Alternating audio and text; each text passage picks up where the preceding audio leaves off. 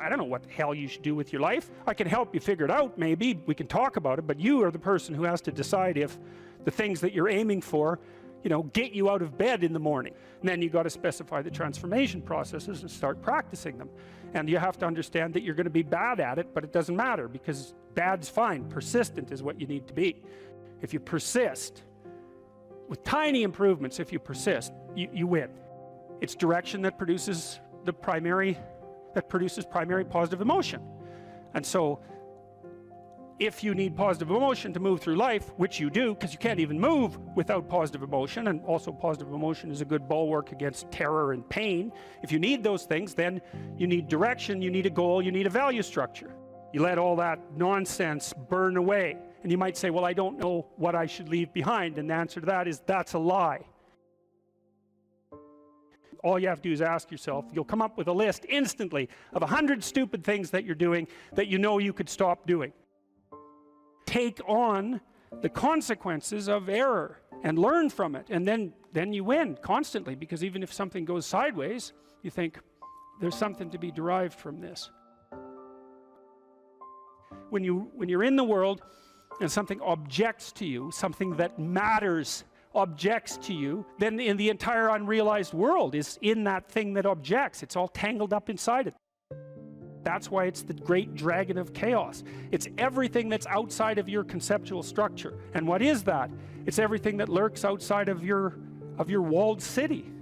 And it's manifested itself like the snake in the garden. And the easiest thing to do is say, I'm not having anything to do with that. But the problem with that is, well, you get your C- and you don't do anything about it. Maybe you're a little bitter and more resentful, and your study habits get a little worse. So the next time you get like a D+, and then you collect a bunch of Fs, and then you stop going to school, and then you stop showering, right? Then you end up jumping off the bridge. And so that's how the dragon eats you when you don't pay attention to it. And so it's no bloody wonder that people avoid, you know. It's really no wonder that they avoid, because error messages contain within them the implicit world. Now, the upside of that is, well, they contain within them the implicit world. And the world isn't all negative. And so maybe you get your C-, and that's actually the best gift you ever got, because somebody finally took you and went, whack, you know, clue in. And so you take that apart and you think, oh, I don't know how to write. I don't know how to think. I've never read anything in my life. My study habits are abysmal, you know, like maybe I'm working at 2% efficiency, which it's like, to find that out is so optimistic. I mean, if you're barely hanging in there, but you're only working at 2%, you might imagine what you could have as a life if you're working at like 50%. So the C- can be the best gift you ever had, and that's the gold that the dragon hoards. That's exactly what that means. That doesn't prove that you're stupid. Now, it implies that you might be stupid, but it doesn't, right, really, it does, and that's why you don't want to look at it. Maybe it implies that you're lazy, or implies that you're ignorant, or like it implies all sorts of terrible, but you don't want to leap to that, and that's sort of the proclamation of innocence before guilt. You are the thing that is, and you're the thing that becomes, and you should put the thing that becomes at a higher place than the thing that is. That means you also have to allow yourself to shake off those things about you that you might be pathologically attached to, habits and people, for that matter, ways of thinking, all of those things. You have to allow yourself to shake those off, and that's more like a burning. That's why the phoenix is the symbol that it is, right? It's old and it deteriorates, it bursts into flame, and then it's reborn. It's like, well, do you want to be reborn? It's like, well, that's not the question. The question is, do you want to burst into flame? And the answer to that generally is no, but that's the wrong answer. The right answer is, you let all that nonsense burn away. And so then you look at the micro routines. It's okay, well, I got a C- in this course. Maybe I should study for that course 15 minutes more a day for the next 3 months.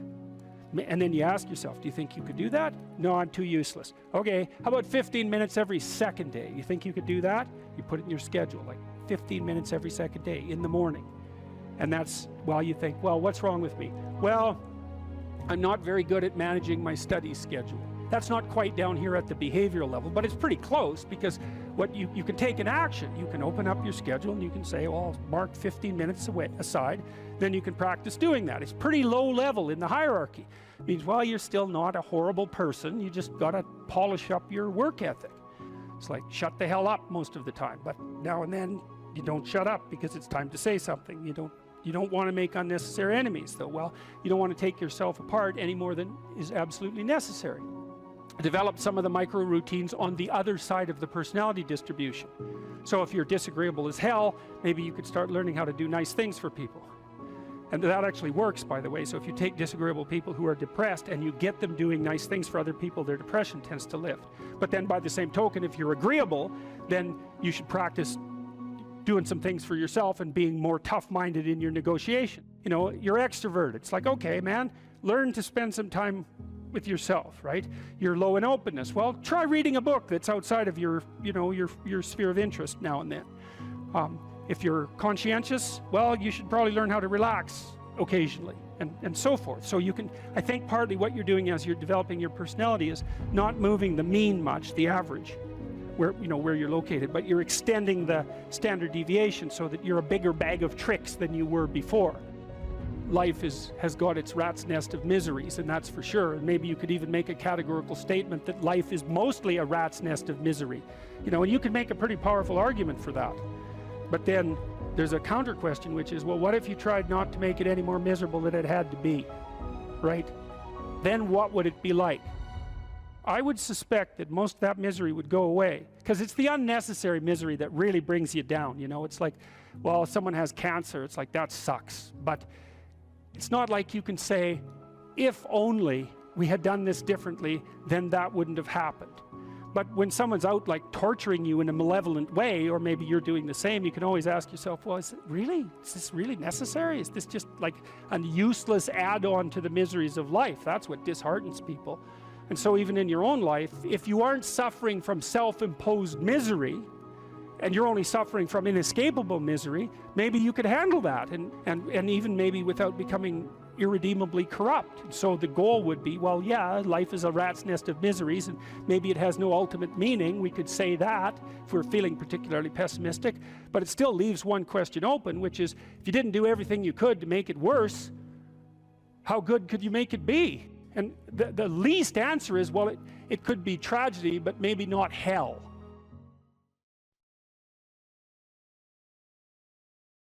It's very helpful for people to hear that they should make themselves competent and dangerous and take their proper place in the world. Competent and dangerous? Mm-hmm. Why dangerous? Because it's the alternative to being weak.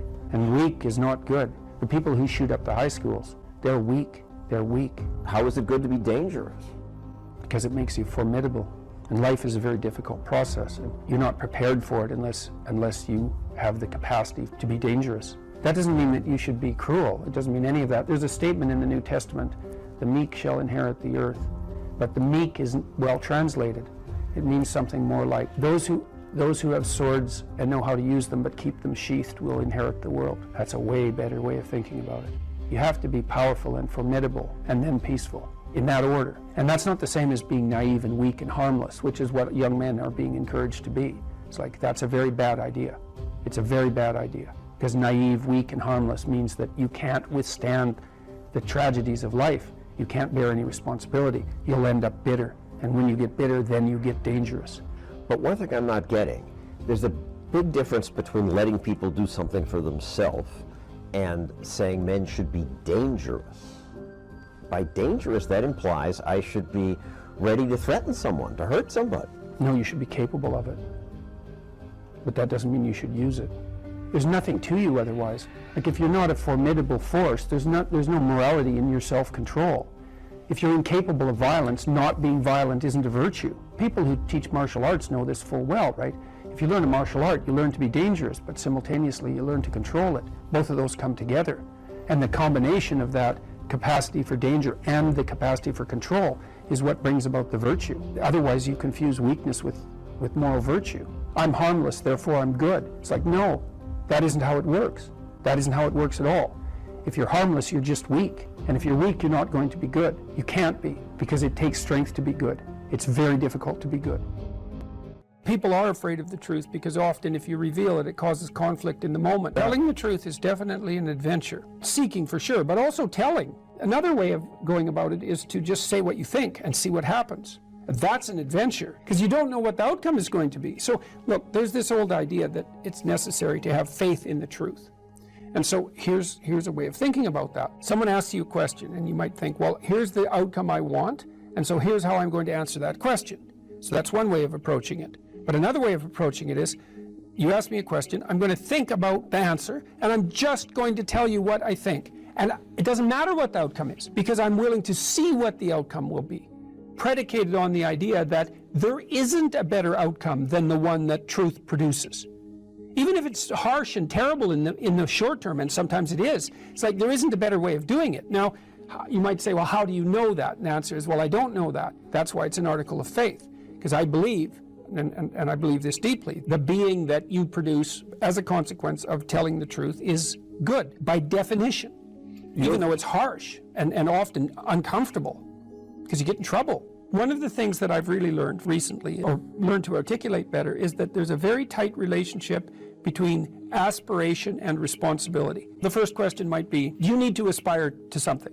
And the answer is, well, yes, because you have to do something. If you just sit there, you'll die. You can't just sit there. You have to go act out in the world. Okay, so act towards what? Well, that's whatever your aspiration is. You have to have an aim. Okay, well, what should the aim be? Well, it should be something worth doing, let's say. Why do something that you don't feel is worth doing? What do you think's worth doing? Well, if you watch other people and you judge when they're doing something worthwhile, you usually judge them positively if you see that they're taking responsibility, at least for themselves. But you want to be completely useless so other people have to take care of you? That's pretty pathetic. And maybe you could get your act together so you're taking care of yourself and your family. And maybe you could even do better than that and take care of yourself and your family and your community. Well, good for you. That's responsibility, and that's an aim. Well, here's one of the things that's cool about that, is that your life doesn't have meaning without aspiration or an aim. Okay, so you need a hierarchy of values. There's got to be something at the top. It's got to be something important. If you don't have that, your life doesn't have any meaning. So if you criticize the hierarchy, or even the idea of hierarchy, you destroy the idea of aspiration, and then people have nothing. Well, that's not helpful. People are built for a struggle, and they're built for a weight, and you want to take on a heavy burden voluntarily. See if you can put yourself together. See what you can do out in the world while you're waiting to die. It's an all-in game. It better be worthwhile. You need a family, you need friends. Like, you don't need to have all these things, but you better have most of them. Family, friends, career, educational goals, plans for, time outside of work, attention to your mental and physical health, etc. That's what life is about. And if you don't have any of those things, well, then all you've got left is misery and suffering. So that's a bad deal for you. So, number one, specify your damn goals, because how are you going to hit something if you don't know what it is? That isn't going to happen. And often people won't specify their goals too, because they don't like to specify conditions for failure. So if you keep yourself all vague and foggy, which is real easy, because that's just a matter of not doing as well, then you don't know when you fail. And people might say, well, I really don't want to know when I fail, because that's painful, so I'll keep myself blind about when I fail. That's fine, except you'll fail all the time then. You just won't know it until you've failed so badly that you're done. And that can easily happen by the time you're 40. You would like to be productive and have a good life, and that's how you make the schedule. It's like, and then you look at the day and you think, well, if I had that day, that'd be good.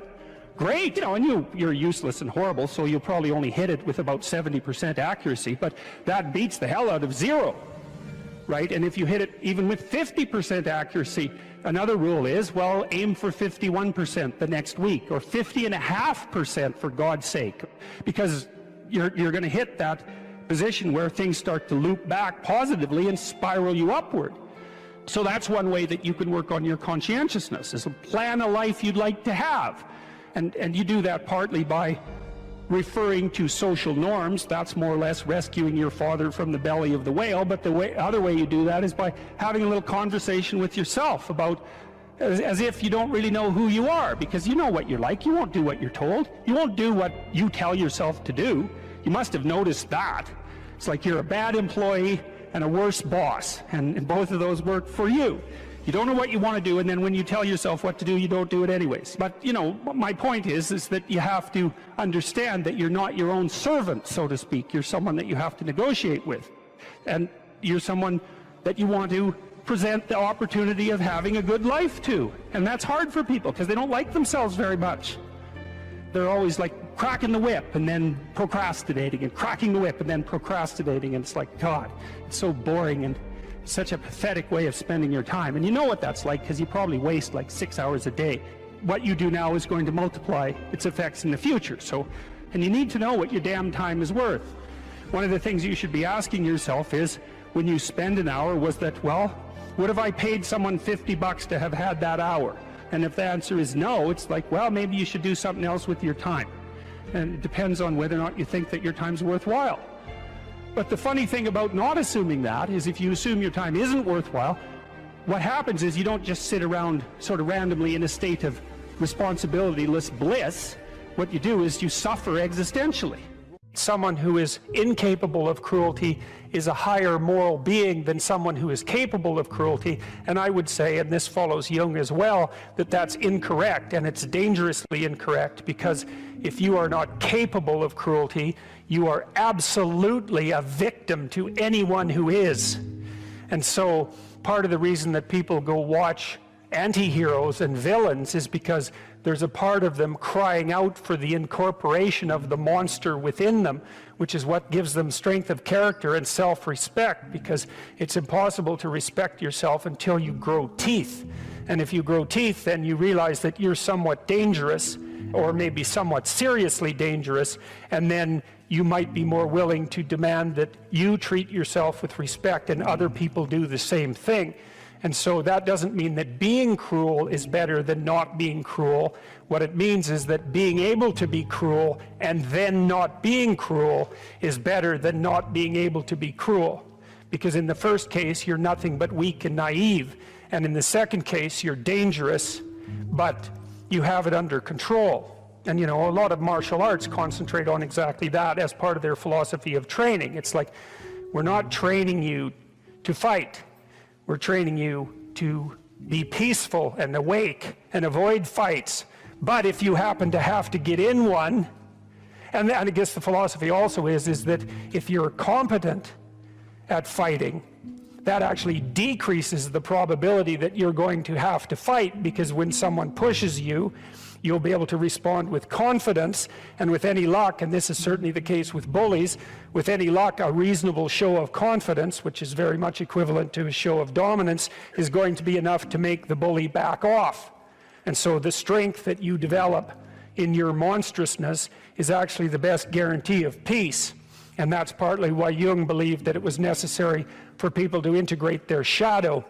And he said that was a terrible thing for people to attempt, because the human shadow, which is all those things about yourself that you don't want to realize, reaches all the way to hell. And what he meant by that was, it's through an analysis of your own shadow that you can come to understand why other people are capable, and you as well, of the sorts of terrible atrocities that characterized, let's say, the 20th century. And without that understanding, there's no possibility of bringing it under control. When you study Nazi Germany, for example, or you study the Soviet Union, particularly under Stalin, and you're asking yourself, well, what are these perpetrators like? Forget about the victims, let's talk about the perpetrators. The answer is, they're just like you. And if you don't know that, that just means that you don't know anything about people, including yourself. And then it also means that you have to discover why they're just like you. And believe me, that's no picnic. So that's enough to traumatize people, and that's partly why they don't do it. And it's also partly why the path to enlightenment and wisdom is seldom trod upon, because if it was all a matter of following your bliss and doing what made you happy, then everyone in the world would be a paragon of wisdom. But it's not that at all. It's a matter of facing the thing you least want to face.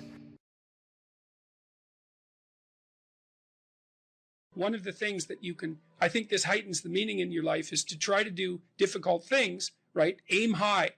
Don't aim so damn high you can't manage it, and make sure you break down your aims into reasonably attainable sub-goals. But you want to aim high, and then you want to see how hyper efficient you can get.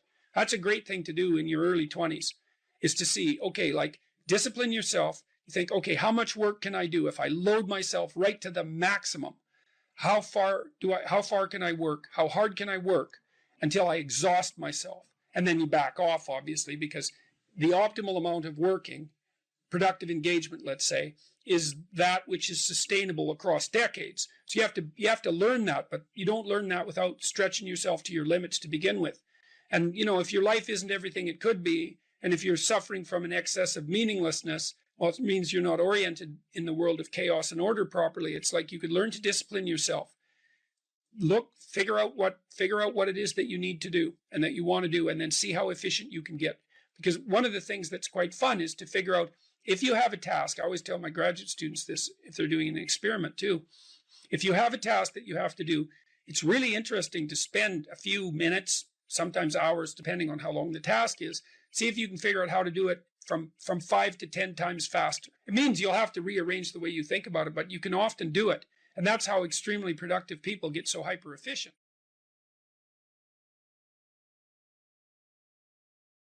In order to have any positive meaning in your life, you have to have identified a goal, and you have to be working towards it. And there is a technical reason for that. And the technical reason, as far as I can tell, is that the circuitry that produces the kind of positive emotion that people really like is only activated when you notice that when you're proceeding towards a goal that you value.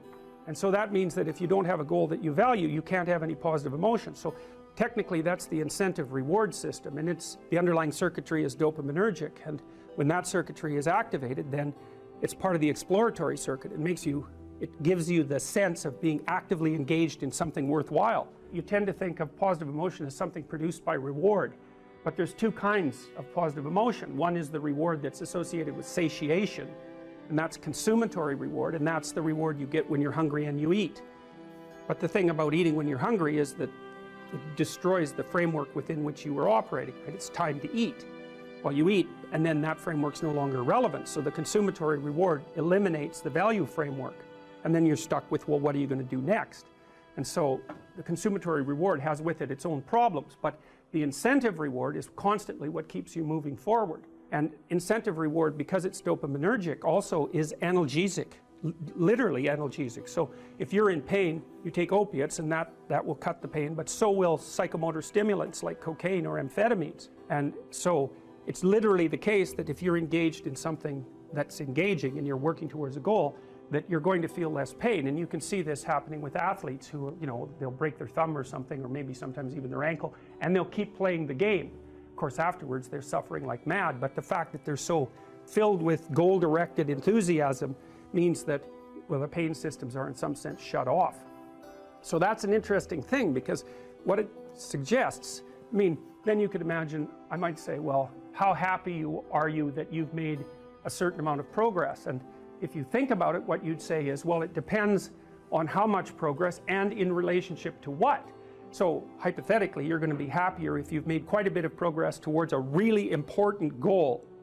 And then you have to think through what it means for a goal to be really important, because that's not obvious. Now, you could say, you're in this class and you're listening to some information, and maybe there's two reasons for that. You might find the information interesting per se, but let's forget about that for a minute.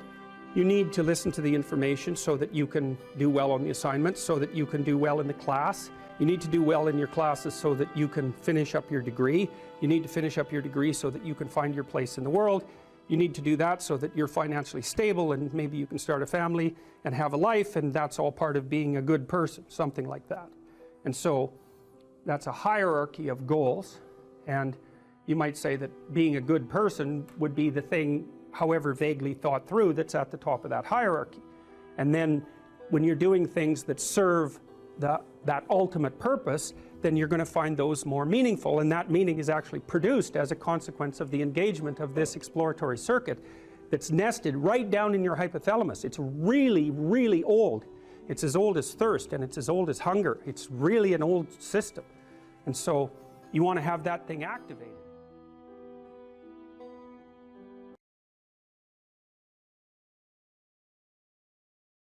Regulate your habits.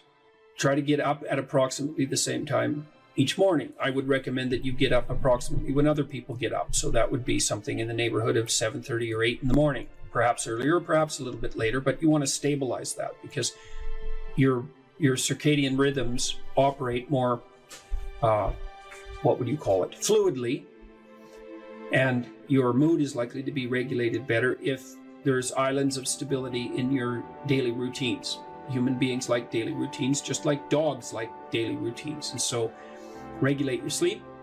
I would say when you get up in the morning, eat breakfast. That's a really important thing to do. I can't tell you how many people I've treated in my clinical practice whose proclivity for emotional instability and depression, anxiety, general hopelessness, emotional pain and gloom and doom, as well as capacity to concentrate, were properly regulated or inhibited or reduced by merely ensuring that they ate I would say, a protein and fat-rich breakfast relatively soon after they wake up. And that's especially true if they're stressed. And as it turns out that if you stress yourself after a fast, which is of course what you've undertaken if you haven't eaten since the night before, that your body produces enough insulin to deplete the sugar in your blood.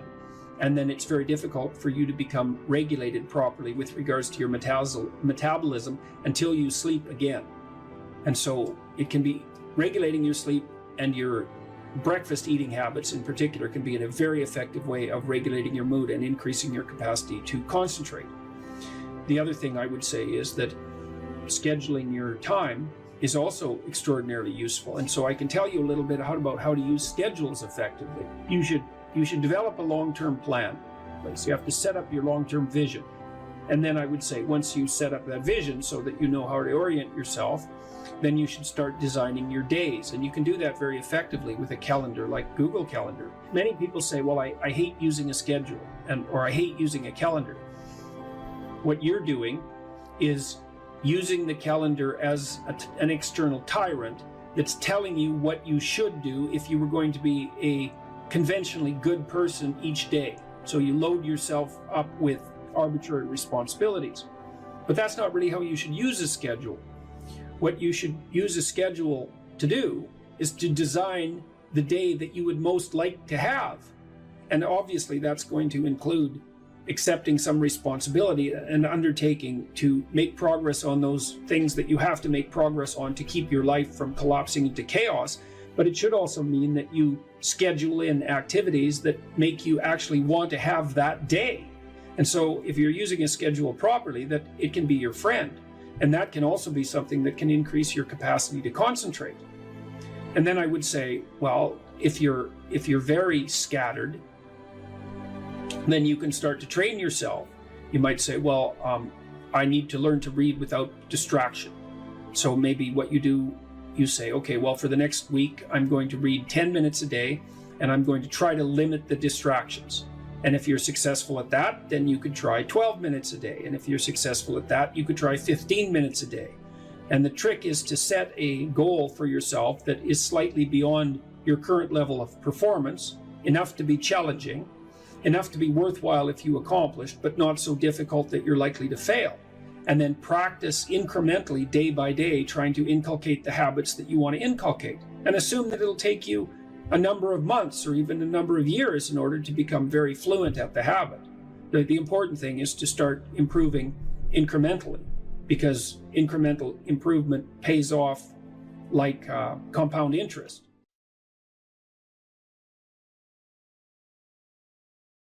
You know, one thing about the dopamine system that's so important and also explains a lot of pathology, but also a lot of human evolution, is that we have basically one major reward system, which is the dopaminergic system. You know, I sometimes like the analogy that, you know, nowadays you hear about cryptocurrency or the dollar versus the euro versus the this versus the that. There's only one currency in all of reality, actually, and it's dopamine. Whether or not it's the dollar-backed dopamine or it's euro-backed dopamine or Bitcoin-backed dopamine, in the end, whether or not someone has $1 billion or $2 is really that currency resides as something that's transacted in the real world, but their notion of power and potential is dopaminergic. And so too, the potential for mates, the potential for food, how much food you have, you know, how much meat you have stored in the freezer tells you a lot about your security and well-being for you and your family, right? And that is translated into a dopaminergic internal representation of how safe and secure you are, et cetera. So this system of fear versus confrontation taps directly into the dopaminergic system. And there's a beautiful set of studies that were done in the 1960s, published in the journal Science, as one of the top journals to publish in. Again, this is not work that I did, but where they gave people, human beings, the option to stimulate a number of different brain areas, just sitting in the clinic. And some brain areas would evoke feelings of drunkenness, others would evoke feelings of anger, others of sadness, others of sexual arousal. And the area that these subjects all preferred to stimulate the most, in fact, they would just sit there and lever press pretty much all day long, was this midline thalamus area.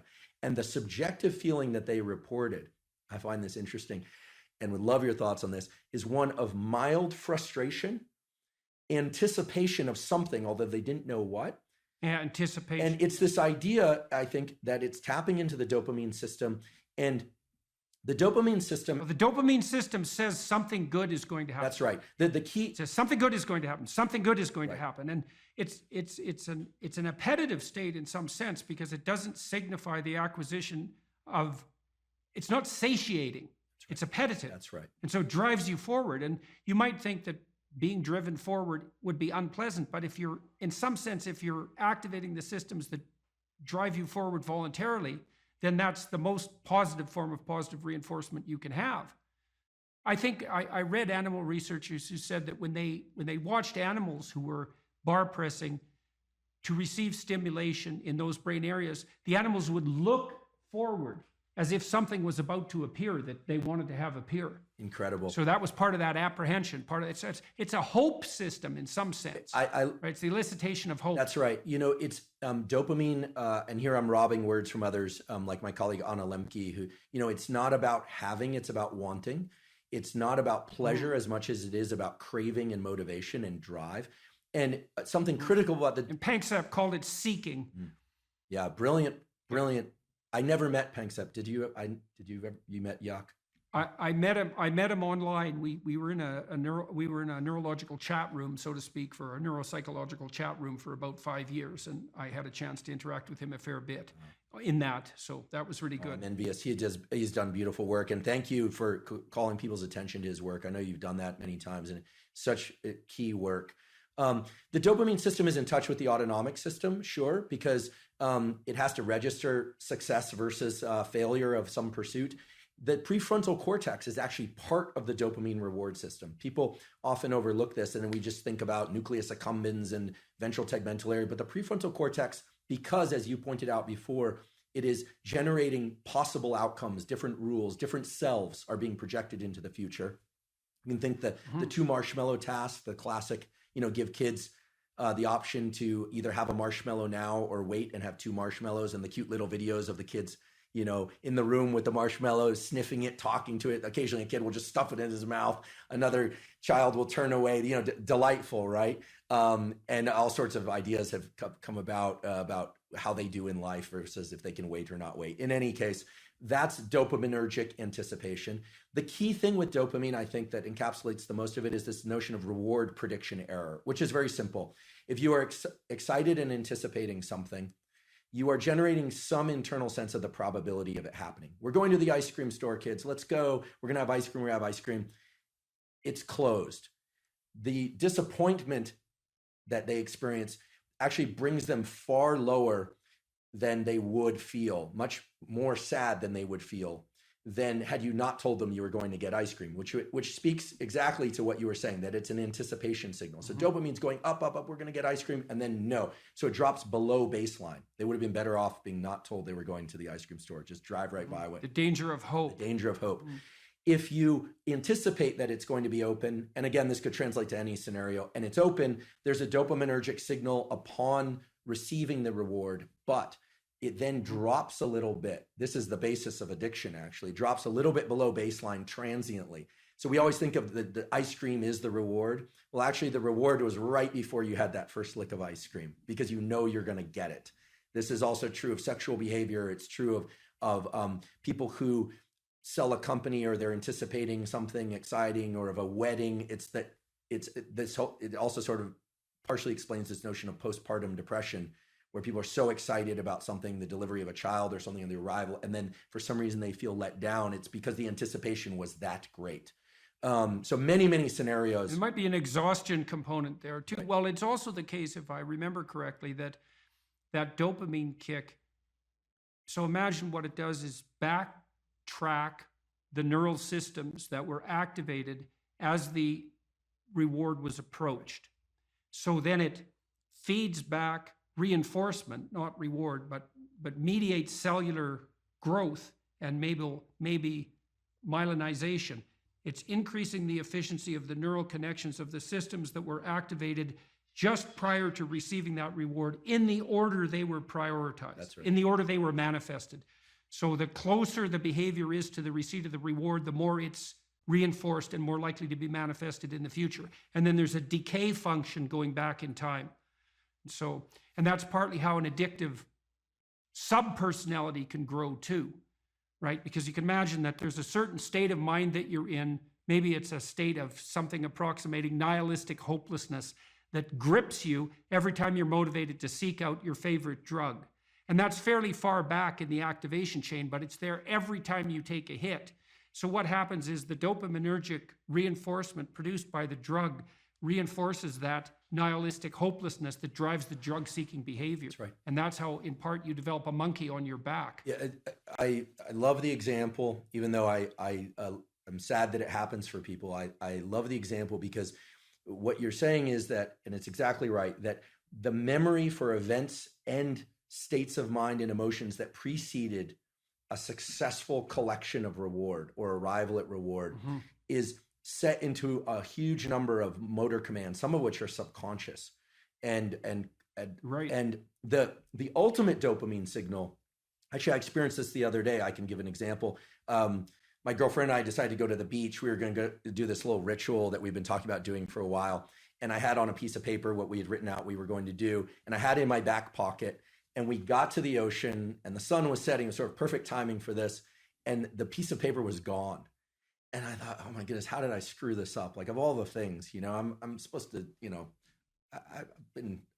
I'm 47 years old. This is not like I should be able to do this, Get your I act blew together. it. Yeah, I blew it. So I went back to the car, long walk, looking everywhere. It was not a windy day, but I thought, gosh, where's this piece of paper? Looking around, didn't find it. Went all the way back to the car, wasn't in the car, came all the way back. And I was walking toward her. I saw her and I thought, okay, this is really embarrassing. I'm going to just have to wing it or remember. We didn't have our phones intentionally either, so we couldn't look it up. And then I saw the piece of paper on the beach and it was partially buried in the sand. I picked it up and I was elated. What happened there was my dopamine had dropped way below baseline because I was disappointed that I'd lost it, disappointed in myself, et cetera. And then I found it. And right. so Your anticipation was for nothing. Exactly. So you got punished by yourself for that. Exactly. Because that should be eradicated. If you're highly anticipatory and it doesn't make itself manifest, then you were seriously wrong. So you're going to take a emotional hit as a consequence of that. I think that's also associated, that emotional hit, that pain that you feel, I think that's actually associated with the beginning stages of the death of the systems that mediated that initial response. Because you should eradicate systems that make you anticipate that don't work, right? And that means those systems, which are already instantiated and alive in some sense, have to decay and die. And it strikes me as highly probable that you're going to pay a price in something approximating pain for the death of those malfunctioning systems.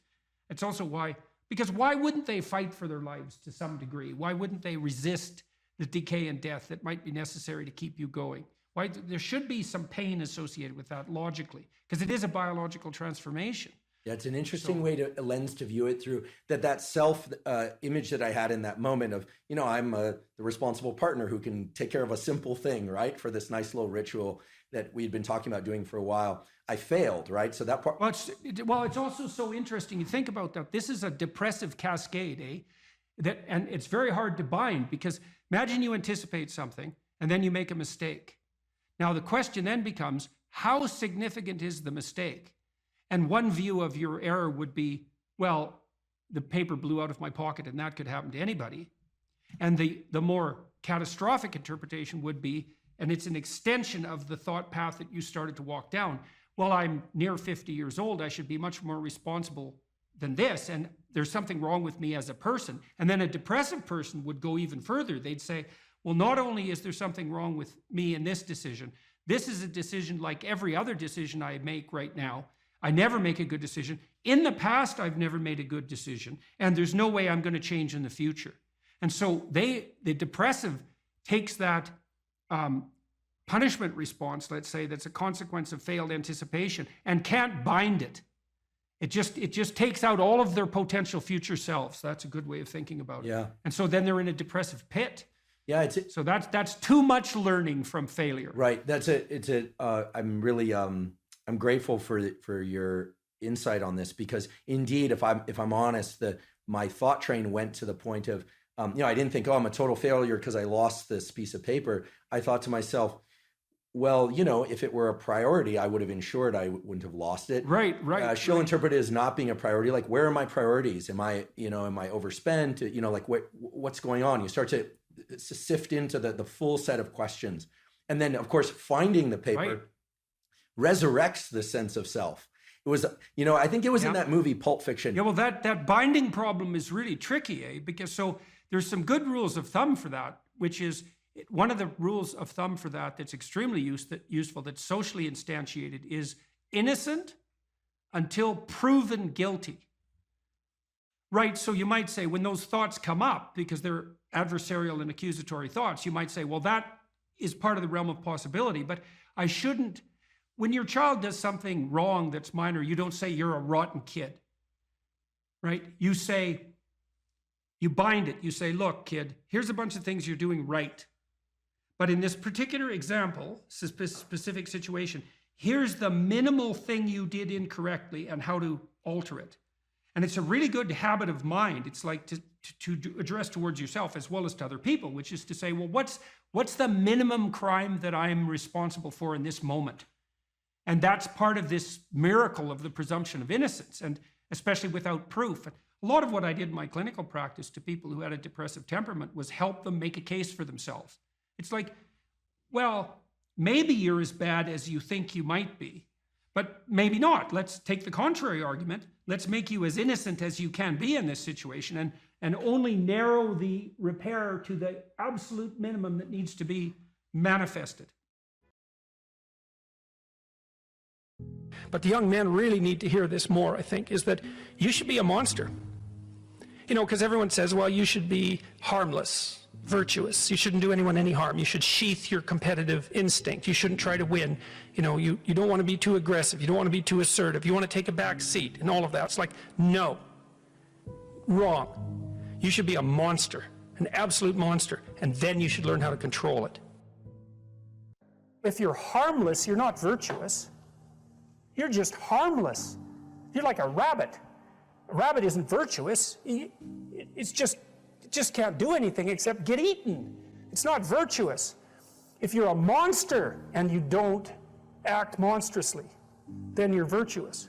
But you also have to be a monster. Well, you see this all the time. Harry Potter's like that too. It's like he's flawed, he's hurt, he's got evil in him. He can talk to snakes, man. He breaks rules all the time. All the time. He's not obedient at all. But, he has a good reason for breaking the rules. And if he couldn't break the rules, him and his little clique of rule-breaking, troublemakers, if they didn't break the rules, they wouldn't attain the highest goal. So it's very peculiar, but it's a very, very, very, very common mythological notion. The hero has to be a monster, but a controlled monster. Batman is like that, it's everywhere. It's the story you always hear. Someone who is incapable of cruelty is a higher moral being than someone who is capable of cruelty. And I would say, and this follows Jung as well, that that's incorrect, and it's dangerously incorrect, because if you are not capable of cruelty, you are absolutely a victim to anyone who is. And so part of the reason that people go watch anti-heroes and villains is because there's a part of them crying out for the incorporation of the monster within them, which is what gives them strength of character and self-respect, because it's impossible to respect yourself until you grow teeth. And if you grow teeth, then you realize that you're somewhat dangerous, or maybe somewhat seriously dangerous, and then you might be more willing to demand that you treat yourself with respect and other people do the same thing. And so that doesn't mean that being cruel is better than not being cruel. What it means is that being able to be cruel and then not being cruel is better than not being able to be cruel. because in the first case you're nothing but weak and naive, and in the second case you're dangerous, but you have it under control. And you know, a lot of martial arts concentrate on exactly that as part of their philosophy of training. It's like, we're not training you to fight, we're training you to be peaceful and awake and avoid fights. But if you happen to have to get in one, and I guess the philosophy also is that if you're competent at fighting, that actually decreases the probability that you're going to have to fight, because when someone pushes you, you'll be able to respond with confidence, and with any luck, and this is certainly the case with bullies, with any luck, a reasonable show of confidence, which is very much equivalent to a show of dominance, is going to be enough to make the bully back off. And so the strength that you develop in your monstrousness is actually the best guarantee of peace.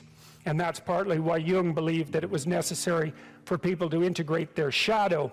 And he said that was a terrible thing for people to attempt, because the human shadow, which is all those things about yourself that you don't want to realize, reaches all the way to hell. And what he meant by that was, it's through an analysis of your own shadow that you can come to understand why other people are capable, and you as well, of the sorts of terrible atrocities that characterized, let's say, the 20th century.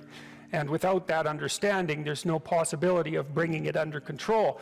When you study Nazi Germany, for example, or you study the Soviet Union, particularly under Stalin, and you're asking yourself, well, what are these perpetrators like? Forget about the victims, let's talk about the perpetrators. The answer is, they're just like you. And if you don't know that, that just means that you don't know anything about people, including yourself. And then it also means that you have to discover why they're just like you. And believe me, that's no picnic. So that's enough to traumatize people, and that's partly why they don't do it. And it's also partly why the path to enlightenment and wisdom is seldom trod upon, because if it was all a matter of following your bliss and doing what made you happy, then everyone in the world would be a paragon of wisdom. But it's not that at all. It's a matter of facing the thing you least want to face. If you're going to be a fighter, you have to want to win. And you have to want to hurt people. I mean, not for the sake of hurting them. That's what makes you different than an evil person. But you have to have that capacity. You have to develop that. And you know, that's the step on the way to enlightenment, weirdly enough, because that isn't what people think. People have been fed this diet of pablum, rights and impulsive freedom, for so long. There's just an absolute starvation for the other side of the story. There are no rights, technically speaking, without responsibilities. And all we've had for 60 years is a dialogue about rights. Well, that leaves a hole on the other side of the story. And it's a hole that's in people's hearts, essentially. Because responsibility, well, perhaps that's not more important than rights. Like I said, they're part and parcel of the same formula. But it's in responsibility that most people find the meaning that sustains them through life. It's not in happiness. It's not an impulsive pleasure. Those things blow away at the first ill wind. But to adopt the responsibility for your own well-being, and to try to put your family together, and to try to serve your community, and to try to seek for eternal truths and to live them, that's the sort of thing that can ground you in your life enough so that you can withstand the difficulty of life. And when you tell people that, especially when you include yourself in the audience, let's say, and you're not finger waving from above, then everyone knows that it's true. There's been this attempt to identify masculine competence and power, let's say, but mostly competence with tyranny, and that's very, very hard on young men. It's also hard on young women, for that matter, but it's very helpful for people to hear that they should make themselves competent and dangerous and take their proper place in the world, because it's the alternative to being weak. And weak is not good. The people who shoot up the high schools, they're weak. They're weak. And life is a very difficult process, and you're not prepared for it unless you have the capacity to be dangerous. That doesn't mean that you should be cruel. It doesn't mean any of that. There's a statement in the New Testament, the meek shall inherit the earth. But the meek isn't well translated. It means something more like, those who have swords and know how to use them but keep them sheathed will inherit the world. That's a way better way of thinking about it. You have to be powerful and formidable and then peaceful, in that order, right? And that's not the same as being naive and weak and harmless, which is what young men are being encouraged to be. It's like, that's a very bad idea. It's a very bad idea. Because naive, weak, and harmless means that you can't withstand the tragedies of life. You can't bear any responsibility. You'll end up bitter. And when you get bitter, then you get dangerous. You don't treat adult men as if they're infants. You most want to find will be found where you least want to look. There's this old story that's from King Arthur, and King Arthur has these knights, right? They all sit around a round table, which means they're roughly equal. That's what the round table means. And they're off to find the Holy Grail, and the Holy Grail is the most valuable object. That's what it means. So they're off to find the most valuable thing, but they don't know what it is, and they don't know where it is. But they know that there's a most valuable thing, so in some sense it's akin to them orienting themselves by the star. And they don't know where to look, and so what they decide is they have the castle, and it's the middle of a forest, and so each knight decides to start looking for the Holy Grail by entering the forest at the point that looks darkest to him. And so what's the idea there?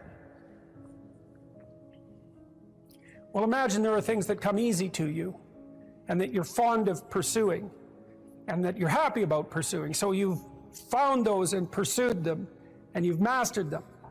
So you know all that, but then there's another place that you don't want to go. And so you haven't gone there, and you haven't mastered it, and you're very small in comparison to it because you haven't mastered it, and so it has this monstrous aspect. If what you're doing isn't working, it's where you haven't gone that you need to go. And so I can give you another example of this. So let's say you're an agreeable person, and so you don't like conflict, and you won't stand up for yourself, and you regard anger and the proclivity to provoke and to engage in conflict as something that's positively terrible. It's not only that you're not good at it, it's actually that it's wrong. So that's where you have to go if you're going to learn how to stand up for yourself. And imagine that you're afraid. Maybe you have something like agoraphobia. So there's a whole bunch of things that you're afraid of, and you don't want to go there. But if you want to put yourself together, then that's exactly where you have to go. And so it's frequently the case that what you want to find is to be found where you least want to find it. And that idea is echoed in the prominent stories of dragons and gold. It's exactly the same idea. The dragon is this terrible thing. It's this terrible predatory thing that lives forever and is very, very wise. And it lives underground, and it'll kill you. It'll burn you up in a second. But it hoards gold. And so you have to go there into the dragon's lair if you're going to get the gold. And that's a representation of people's paradoxical relationship with reality. It's like you have to go out there and confront it in order to incorporate what it has to offer to you. But the probability that that's going to be intensely dangerous and push you right to the limit, first of all, those are actually the same thing. If it didn't push you to the limit, you wouldn't gain anything valuable from it. So you don't get one without the other. You don't get the gold without the dragon. That's a very strange, very, very strange idea. But it seems to be accurate. So all of that's lurking underneath this, in this imagery of the whale. Now, the whale, you can think of the story of Jonah. What happens with Jonah is that, roughly speaking, he's a prophet, and God tells him that he has to go to this city and straighten it out because it's veered off the path and it's heading towards doom. And Jonah thinks, I'm not going to that city to tell those people anything like that because they're not going to be very happy with me just showing up there and telling them, you know, everything they're doing wrong. And so he hops on a boat and tries to get out of there. And then God conjures up this huge storm, and the boat is about to be swamped. And Jonah admits that it's actually his fault because God's upset with him because he got this direct command to go straighten out the city, and he ran off. And so they're not happy about this, but they throw Jonah overboard, and the sea's calm, and great fish comes up, a whale, and swallows him. And then he's down in the fish for 3 days, and it throws him up on the dry land, and then he's learned his lesson by that time, and he goes off to pursue his proper destiny.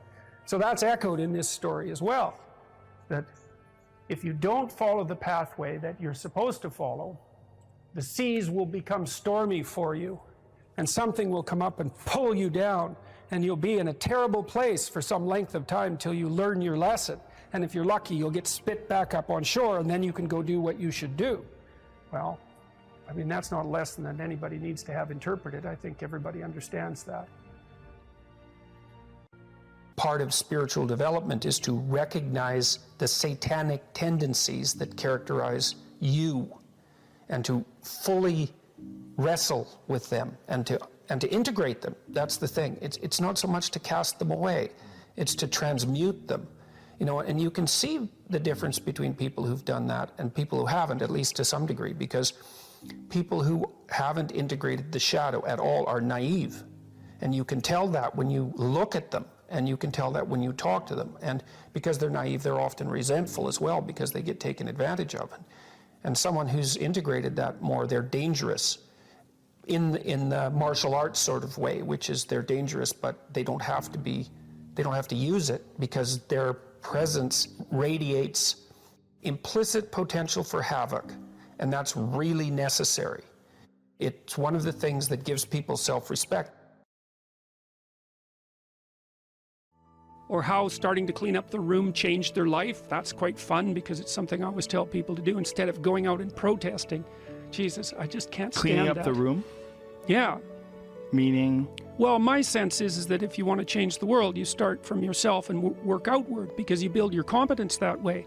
It's like, I don't know how you can go out and protest the structure of the entire economic system if you can't keep your room organized. Well, I made a video call, which was called Message to Millennials, where it was called How to Change the World Properly. A bit of on the pretentious side, I suppose, but I was trying to produce something that was a counterposition to this idea that what you should do is go out and fix up other people. You know, that's just not right. And there's a New Testament line about that, something about, you know, not worrying too much about the log in your neighbor's eye or about the speck in your neighbor's eye when you have a log in your eye. What would the world be like if people stopped avoiding the things they knew they should do? You know, because the question is, how much are we contributing to the fact that life is an existential catastrophe and a tragedy? How much is our own corruption contributing to that? That's a really worthwhile question. Things you leave undone because you're angry, you're resentful, you're lazy, you have inertia. Well, you consult your conscience and it says, well, you know, that place over there could use a little work. It's the same as working on yourself, and so you clean that up because you can. And then things are a little clearer around you. And you're a little better off because you've practiced a bit, and so you're a little stronger, and then something else manifests itself and says, well, maybe you could like take a crack at fixing me up too. So you decide to do that, and then that gets a little bit more pristine, you know, and soon, and it's humble because you're not exceeding your domain of competence. You know, it's like, don't be fixing up the economy, 18-year-olds. You don't know anything about the economy. It's a massive, complex machine beyond anyone's understanding, and you mess with it at your peril. So, and can you even clean up your own room? No. Well, you should think about that. You should think about that.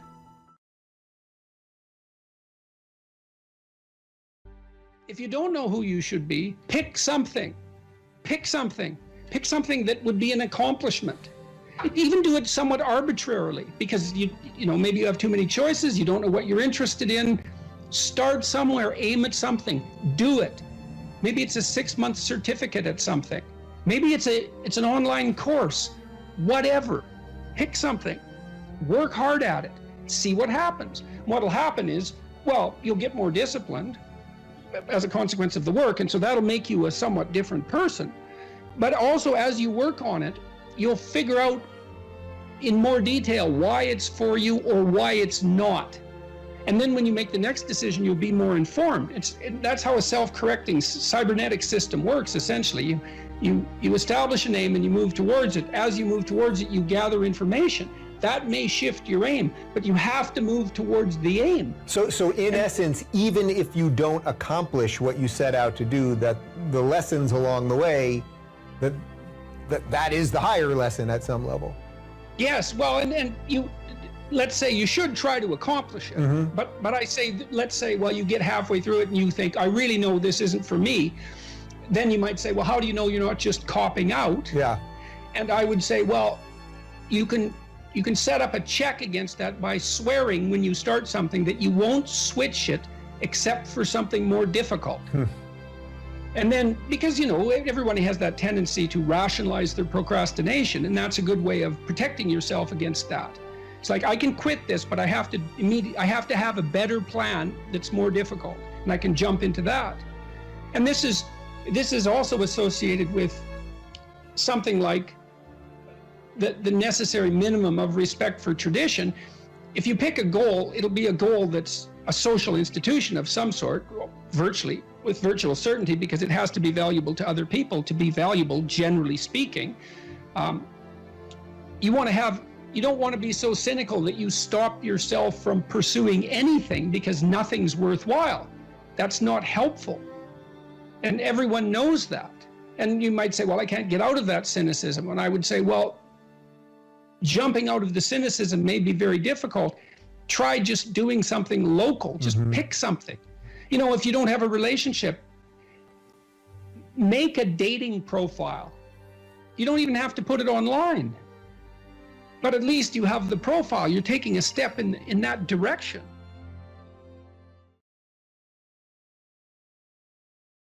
And I would say you don't just have to face the reality of unjust suffering and death in your life.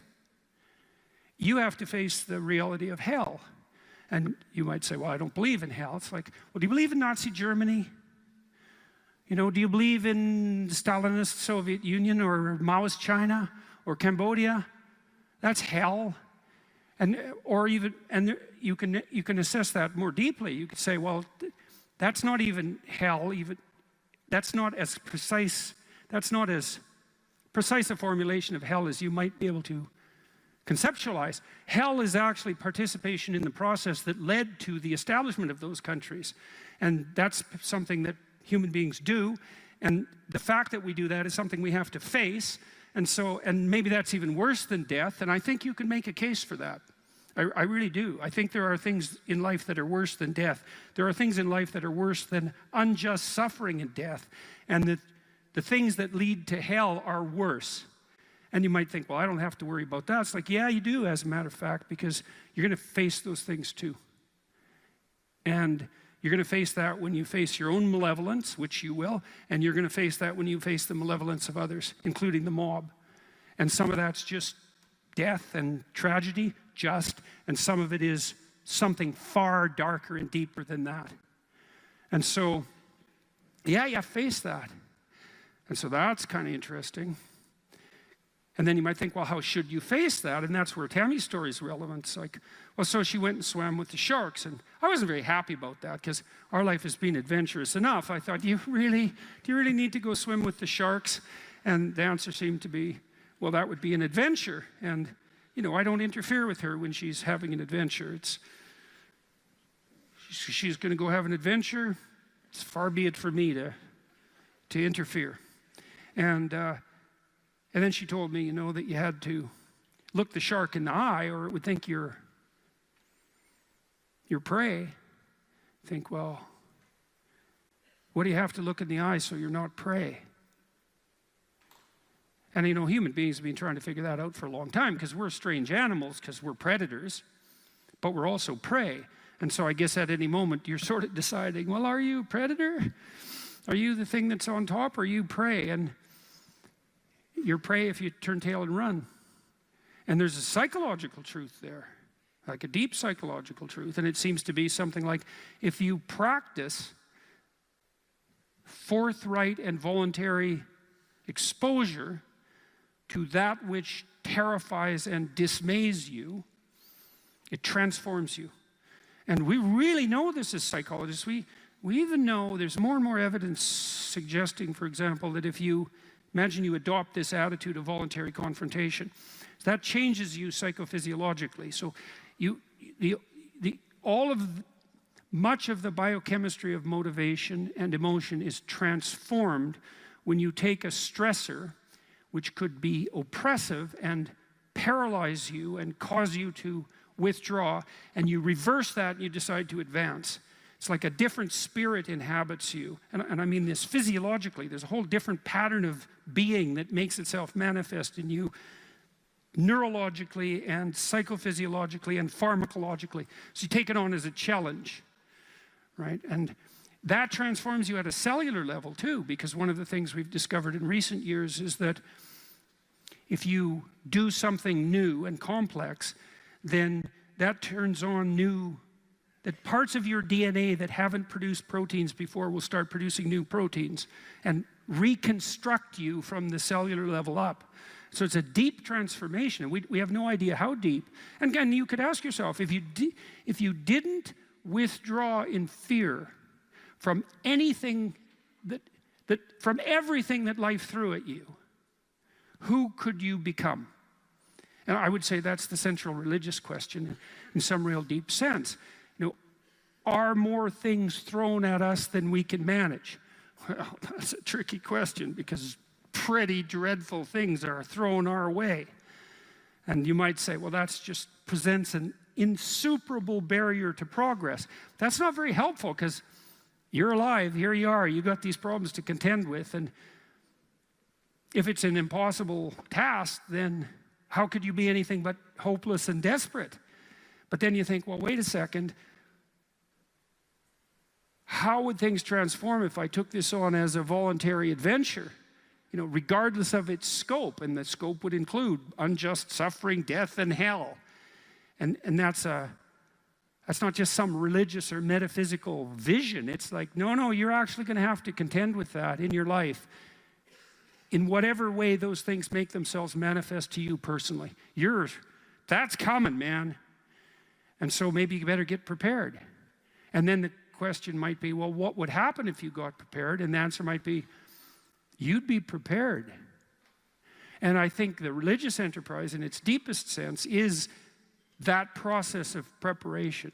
And you know, you might want to even push that a bit farther. You might say, well, not only do you want to get prepared for what's coming your way, but you want to be so prepared that when it comes your way, that it doesn't make you bitter and resentful and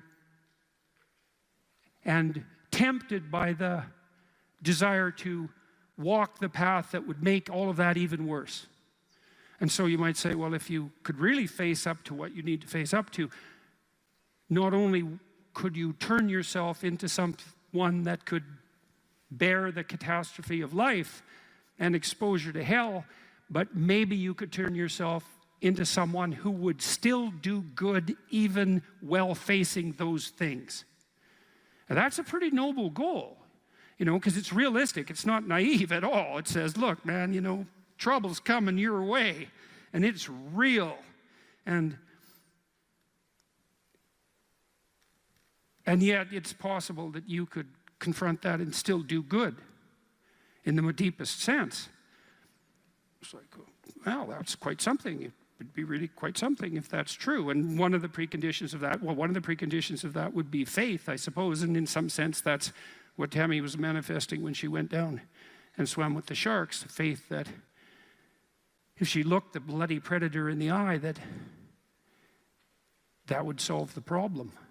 And then you think too, well, could it be any other way? It's like, well, we have all these problems in our lives, and we could think there's two possible ways of approaching those problems. One would be we just ignore them in the hopes they would what? Go away? Well, and no one thinks that's, no one who isn't a child thinks that, and very few children. Nobody believes that. We know perfectly well that if you got to face something, man, you better face it. And if you're going to face it, that's probably the best pathway forward. And then you might think, well, what does that mean ultimately? And it might mean something like, face it, you know, as deeply as you possibly can and as voluntarily as you possibly can. And there's an element of faith in that, because you have to put yourself on the line. But you're kind of stuck with that anyways. You know, that's the rub. If you ask a disagreeable person what he wants, say, or she wants, they'll tell you right away. They know. It's like, this is what I want, and this is how I'm going to get it. But agreeable people, especially if they're really agreeable, are so agreeable that they often don't even know what they want, because they're so accustomed to living for other people and to finding out what other people want and to trying to make them comfortable and so forth, that it's harder for them to find a sense of their own desires as they move through life.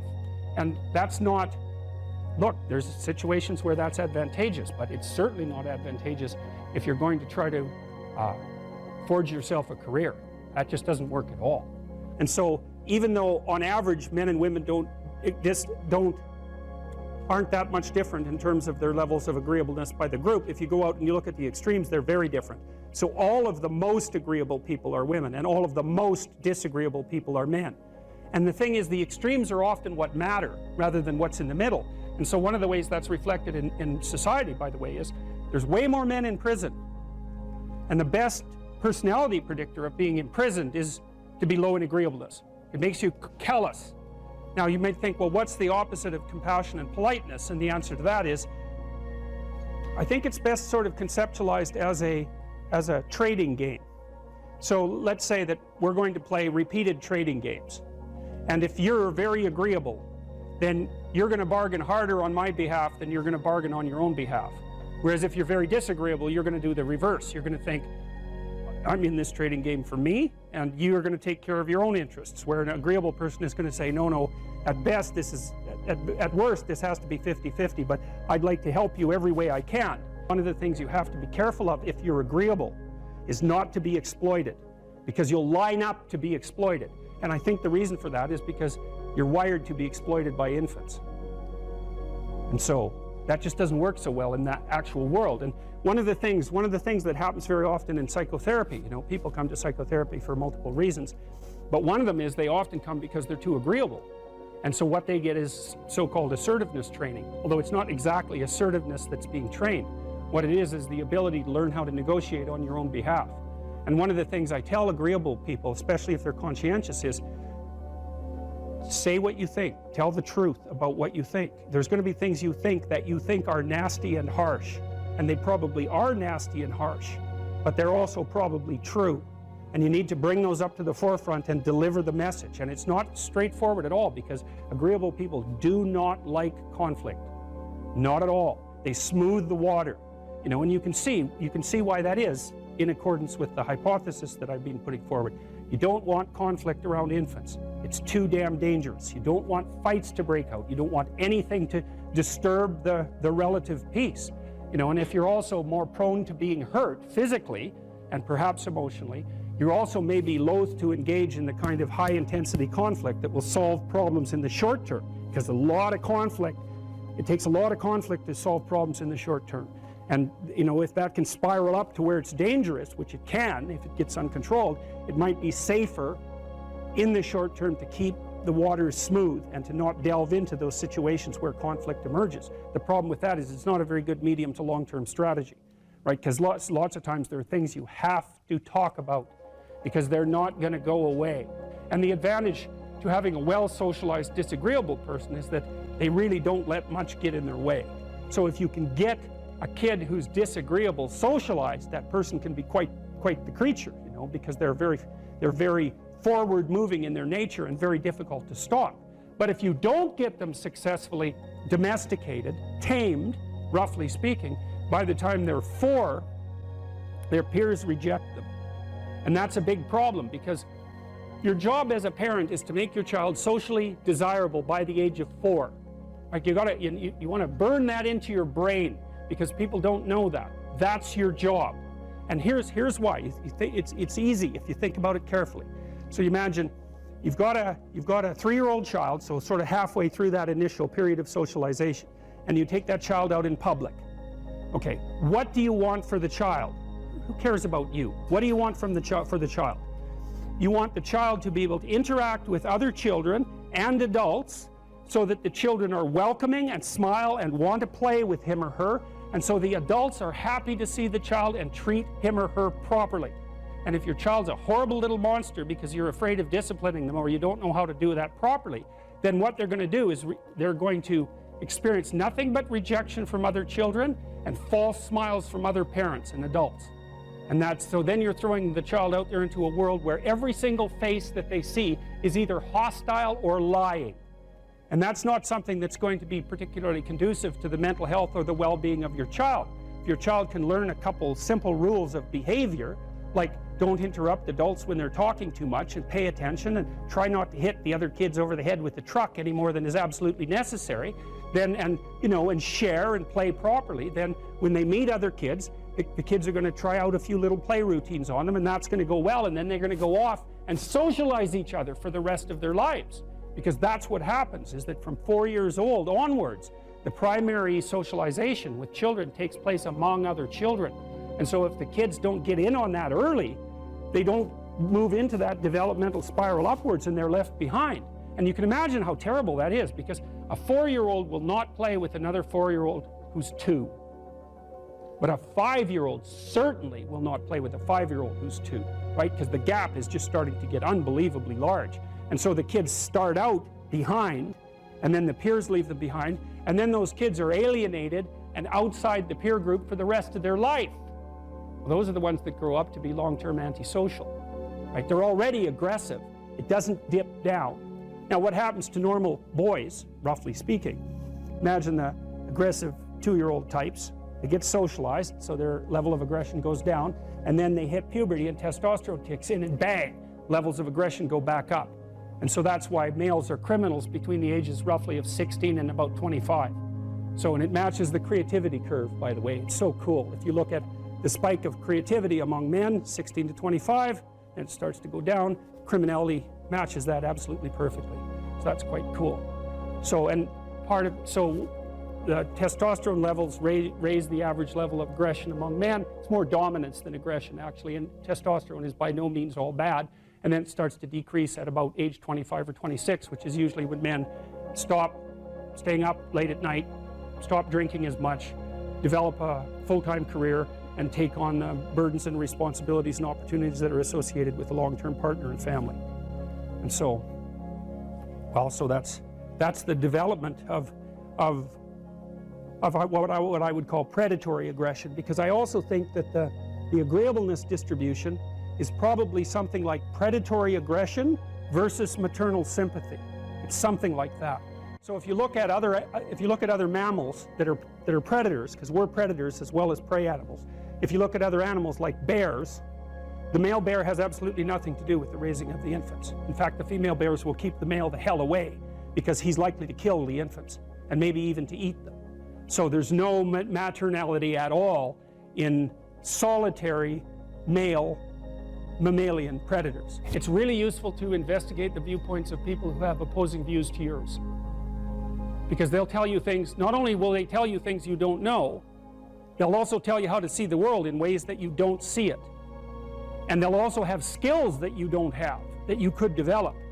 So for example, if you're an introverted person, it's very useful to watch an extroverted person, because the extroverted person has ways of being in the social world that aren't natural to you, that you can use to improve your toolkit. And if you're disagreeable, one of the best things to do with disagreeable people, especially if that's alienating them from other people, for example, because it can, you know, people treat you like you're a selfish, arrogant son of a, maybe that's because you are. It's like, okay, so what do you do about that? One of the most promising treatments, let's say, for that is get the person to do something for someone else once a day, just as a practice, and learn how to do it. Maybe you can wake the circuit up, you know, if you think that it's lying dormant in you, which is probably right. You know, I think we have a very wide range of propensities within us. Some are switched on, genetic propensities. Some are switched on, but I think that if you put yourself in the right situation or walk yourself through the right exercises, you can switch some of these other things on as well. But it takes work and dedication and discipline. I would say, generally speaking, if you want to adapt yourself properly to life, you should find a niche in the environment that corresponds with your temperament. Right? You shouldn't work at cross purposes to your temperament because it's just too damn difficult. But having done that, then you should work on developing the skills and viewpoints that exist in the space opposite to your personality, because that's where you're fundamentally underdeveloped. And that way I think you can extend out your temperamental capability across a wider range. And to me, that's roughly equivalent as bringing a richer toolkit to each situation. You know, so if you're hyper extroverted, you should probably learn to shut up at parties now and then and listen just to see what's going on, to see if you can manage it, you know. And if you're introverted, well, then you should learn how to speak in public and to learn how to go to parties without hiding in the corner and saying nothing to anyone. You know, and if you're agreeable, then you need to learn how to be disagreeable so people can't push you around. And if you're disagreeable, you need to learn how to be agreeable so that you're not an evil son of a bitch. So, and the same thing applies even in the conscientious domain. It's like if you're too conscientious, you need to learn to relax and let go a little bit. And if you're unconscientious, it's time, like, Get out the Google Calendar, man, and start scheduling your day, right? And beat yourself on the back of the head with a stick until you're disciplined enough so that you can actually stick to something for some length of time and not living in absolute squalor, which is something that would characterize someone who's very disorderly, for example, because they don't notice. It doesn't bother them, disorder. It's like maybe they can see it, but it doesn't have any emotional valence, and so it doesn't have any motivational significance. You know, so the other thing you might want to think about too, if you're choosing a partner, is try not to choose someone who's too distant from you on the temperamental variables, because you're going to have a hard time bridging the gap. You know, it's hard for an introverted person and an extroverted person to coexist. And it's really hard for an orderly person and a disorderly person to coexist, because they will drive each other nuts. Why don't you pick up? Why are you so obsessed by it? That's the basic argument, you know. So it's useful to know about your temperament so that you can negotiate the space with your partner as well. And I don't think you should try to find someone who's exactly the same as you, because then you don't have the benefits of the alternative viewpoint. But you got to watch it, because you may hit irreconcilable differences of various sorts. And I've seen that most particularly among couples who are high and low in openness. That's a rough one. And also high and low in conscientiousness. That's another rough one, because they just cannot see how the other person sees the world at all. I don't know if you can be less afraid of death exactly, but I think that here's a hypothesis, and this is a Socratic hypothesis. I write about this in my book too, by the way. Maybe if you live your life thoroughly, right? You take use of the advantages, make use of the advantages that are put in front of you, make use of your talents, say yes to things, tell the truth, like stand up and get at it, assuming that you can do that, you know, because some people are very ill and hurt, but assuming you can do that, I think the only way to combat fear of death is to live fully.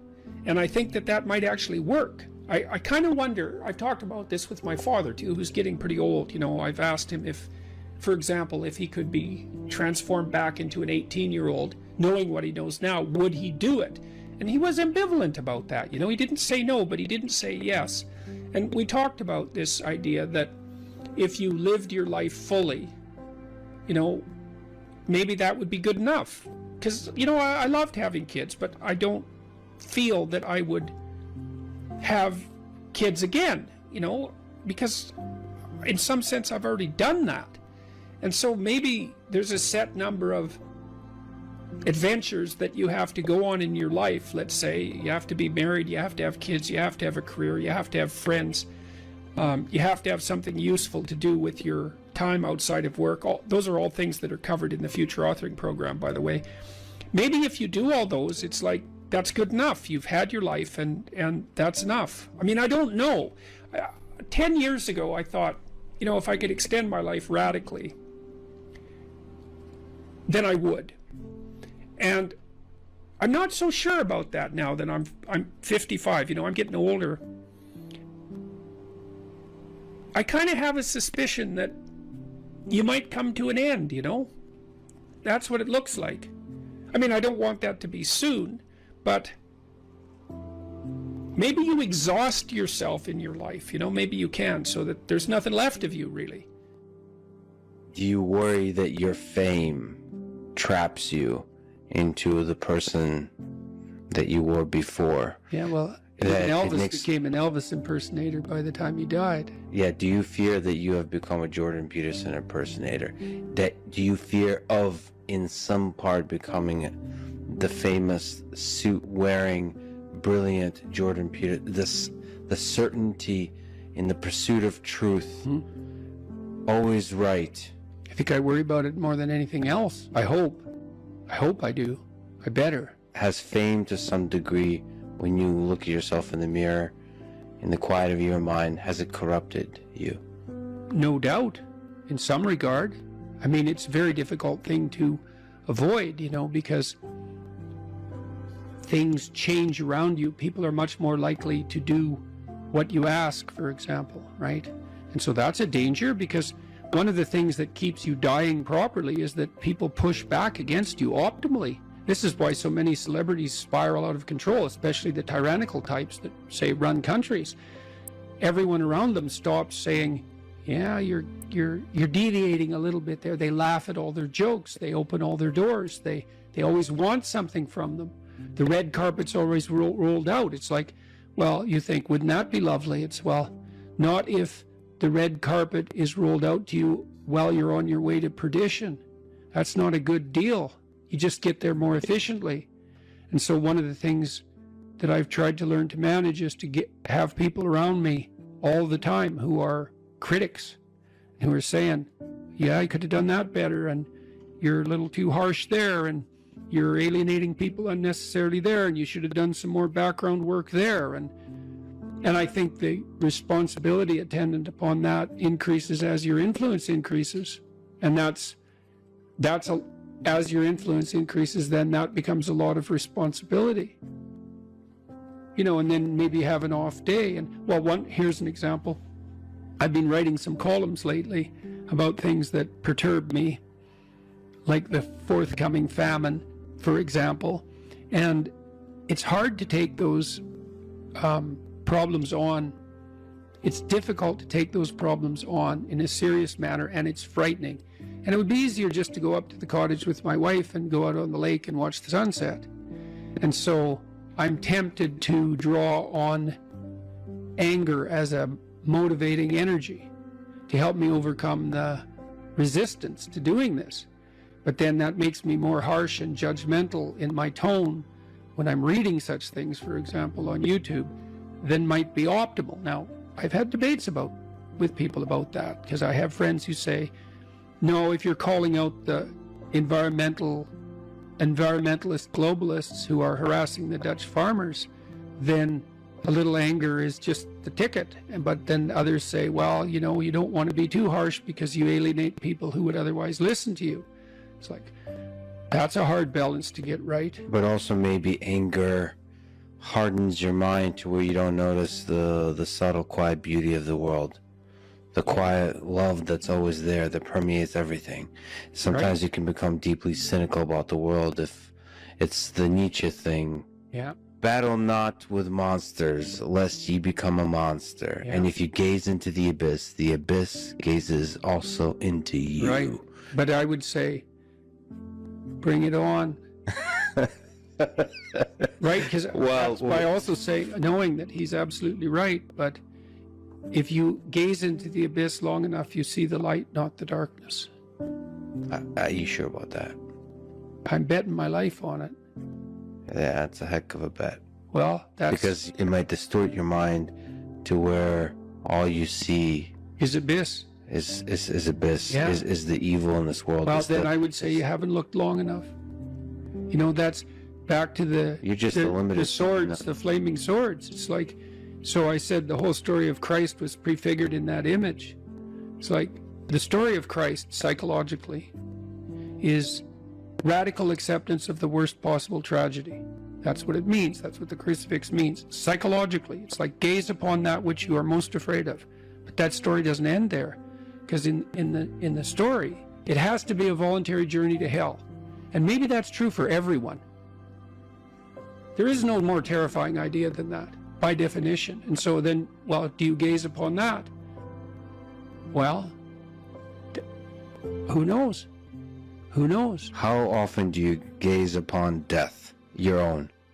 How often do you remind yourself that this ride ends? Personally? Personally. All the time. Because you, as a deep thinker and philosopher, it's easy to start philosophizing and forgetting that you might die today. The angel of death sits on every word. How's that? How often do you actually consciously... All the time. Notice the angel? All the time. I think it's one of the things that made me peculiar. When I was in graduate school, you know, I thought about... I had the thought of death in my mind all the time. And I noticed that many of the people that I was with, these were people I admired fine. That wasn't part of their character, but it was definitely part of mine. I'd wake up every morning. This happened for years. Think, time's short. Get at it. Time's short. Get at it. There's things to do. And so that was always, it's still there. And it's still there with, I would say, and it's unbearable in some sense. Are you afraid of it? Like what's Afraid your of death? relationship? Yeah. You know, I was ready to die a year ago. And not casually. I had people I loved, you know. So no, I'm not very worried about me, but I'm very worried about making a mistake. Yeah. I heard Elon Musk talk about that a couple of months ago. It was really a striking moment. Someone asked him about death, and he said, just offhand, and then went on with the conversation. He said, that'd be a relief. And then he went on with the conversation. And I thought, well, you know, he's got a lot of weight on his shoulders. I'm sure that part of him thinks, it'd be easier just if this wasn't here at all. Now, he said it offhand, but it was a telling moment in my estimation. So for him, that's a why live question. Hmm? The exhaustion of life. Yeah, yeah. If you call it life is suffering, but Yeah. the hardship. I'm more afraid of hell than death. You're afraid of the thing that follows. I don't know if it follows or if it's always here. And I think we're going to find out. What's the connection between death and hell? I don't know. And I don't know. I don't know. Is there something that needs to be done before you arrive? You're more likely to die terribly if you live in a manner that brings you to hell.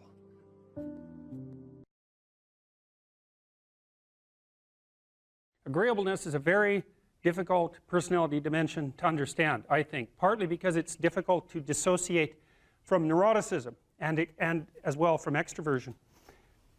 Because agreeable people like you, and so that kind of sounds like extroversion, and disagreeable people sound like they're hard to get along with, and they sort of are, but people who are high in neuroticism are hard to get along with too, and they tend to be volatile and irritable. And so most of the time, if you're engaged in a contentious issue with someone and emotions flare, it usually has more to do with trait neuroticism than with disagreeableness per se.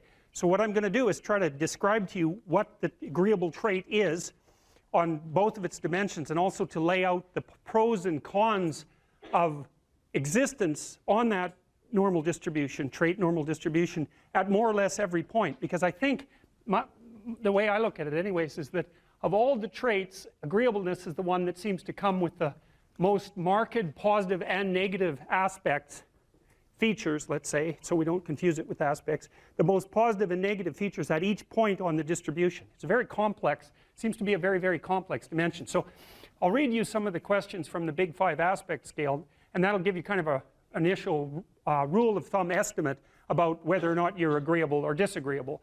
And so here are some of the questions. Imagine that you're answering these for yourself on a scale from 1 to 5, strongly disagree to strongly agree. So the first question is, am not interested in other people's problems.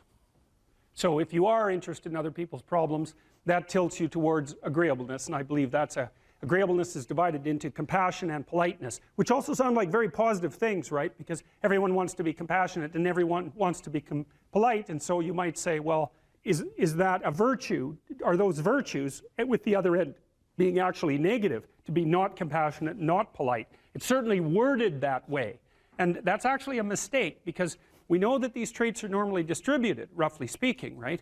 And that means that there has to be positive and negative features at every single position on the distribution. And so to make the presupposition, for example, that being extroverted is being better than being introverted, or that being emotionally stable is necessarily better than being neurotic, is to make a confusion of moral obligation with trait position.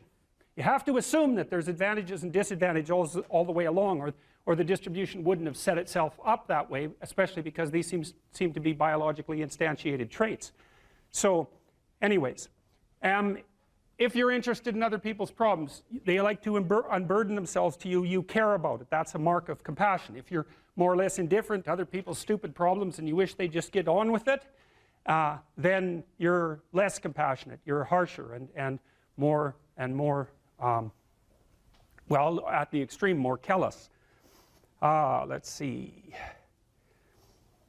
Respect authority. That's politeness. That's part of agreeableness. Rarely, let's see.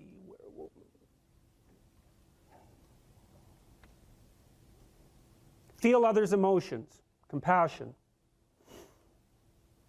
Inquire about others' well-being. Compassion.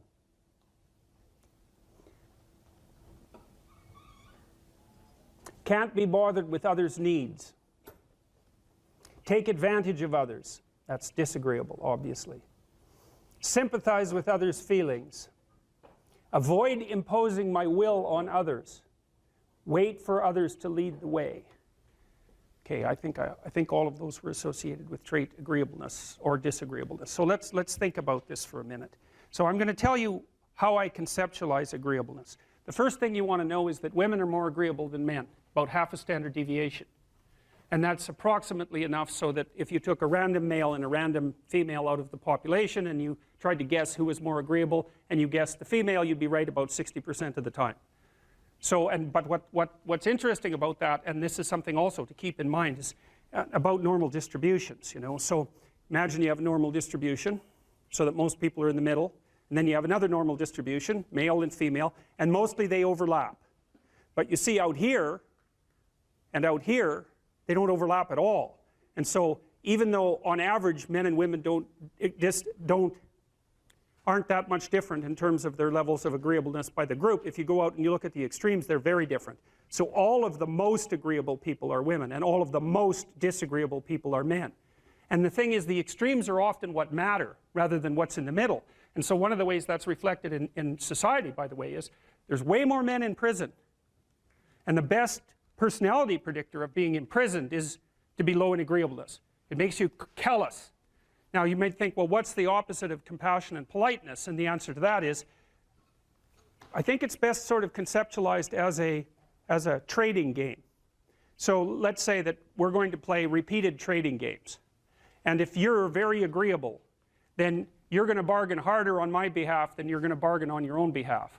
Whereas if you're very disagreeable, you're going to do the reverse. You're going to think, I'm in this trading game for me, and you're going to take care of your own interests. Where an agreeable person is going to say, no, at best this is, at worst this has to be 50-50, but I'd like to help you every way I can. Okay, now so you kind of understand that. Now the advantage to being agreeable then is that you're good in teams and you're very much likely to give other people credit. The downside of being agreeable is that you're not very good at putting forward your own interests. And so one of the things that predicts salary across time, for example, is agreeableness, and it predicts it negatively.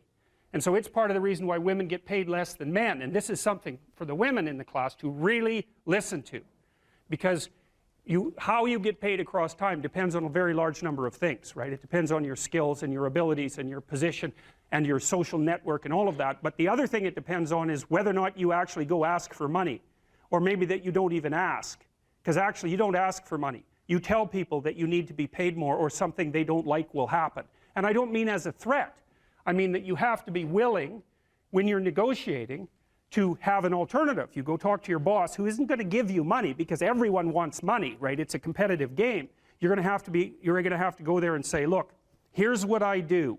Here's why it's useful. Here's why you have to give me more money. And this is my opportunities if you don't. And then you're not taking your boss's money anyways, because it's very frequently the case that he's working for a whopping big company. But he needs an excuse to give you money because everyone's asking for money all the time. And so you have to put your case forward powerfully and disagreeably. Now, you don't want to do it too disagreeably because then he's going to think that you're a son of a bitch and maybe he's not going to give you anything and maybe you'll get fired for being mouthy and all of that. And that certainly happens to people who are too disagreeable. You got to get the balance right. But it's definitely the case. And the other thing that happens to women that's also worth noting, and this is probably because they're higher in negative emotion, is they tend to underestimate their own utility in business settings, right? Because if you're trying to evaluate what you're like and you're more tilted towards negative emotion, then the things that you do that are wrong are going to stand out more on the foreground than the things that you do that are right. So if you go into a negotiation and you're uncertain already because you have self-doubts, and then you're agreeable in the negotiation, what's going to happen is that you're not going to win as often. And winning in a business setting or in a career development setting means more opportunity for promotion and more revenue generated. Now, the downside of that, of course, is as you climb the business hierarchy is that you also have to take on more responsibility, and that responsibility is sometimes unpleasant as well, especially to people who are agreeable, because you're not necessarily liked if you're in a position of authority, and agreeable people really like to be liked. It's their primary motivator, because they're concerned about the maintenance, I would say, of intimate, positive relationships. That also makes them conflict avoidant. What's my advice to young men seeking a woman for marriage and family? Yeah. Well, okay, fine. That's the same second question. That's pretty straightforward, man. I mean, you can't eliminate the necessity of being attracted to one another. That's important, and that's mysterious, you know. So, for example, here's a funny thing. One of the things we know that attracts people to one another is bilateral symmetry.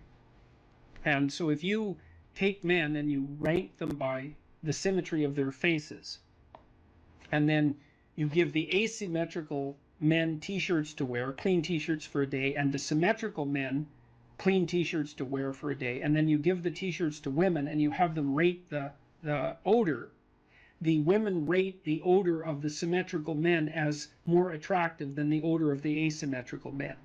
And there are other factors that determine sexual attractiveness that are based on biological factors that are that deeply embedded, in terms of smell, for example. So women also tend to not be sexually attracted to the scent of men who have, if I remember correctly, it's Rh factors that would make for potential trouble in childbirth. And often the reason that the women give for not preferring the scent of those men is that they smell too much like their brother, something like that. So there's weird, mysterious things that determine whether or not people are sexually and physically attracted to each other, and I think it's very important that that's part of a marital relationship. The next most important thing is trust, man. It's like there's no marriage that's successful without trust. You've got to tell each other the truth. And one of the reasons that Jung believed that marriage and an oath, and Carl Jung, as a bond was necessary, it's really wise. It's like, you know, telling the truth to someone is no simple thing, because there's a bunch of things about all of us that are terrible and weak and reprehensible and shameful and all of those things, and they kind of have to be brought out into the open and dealt with. And you're not going to tell the truth about yourself to someone who can run away screaming when you reveal who you are. And so the marriage bond is something like, okay, here's the deal. I'm going to handcuff myself to you, and you're going to handcuff yourself to me. And then we're going to tell each other the truth, and neither of us are going to get to run away.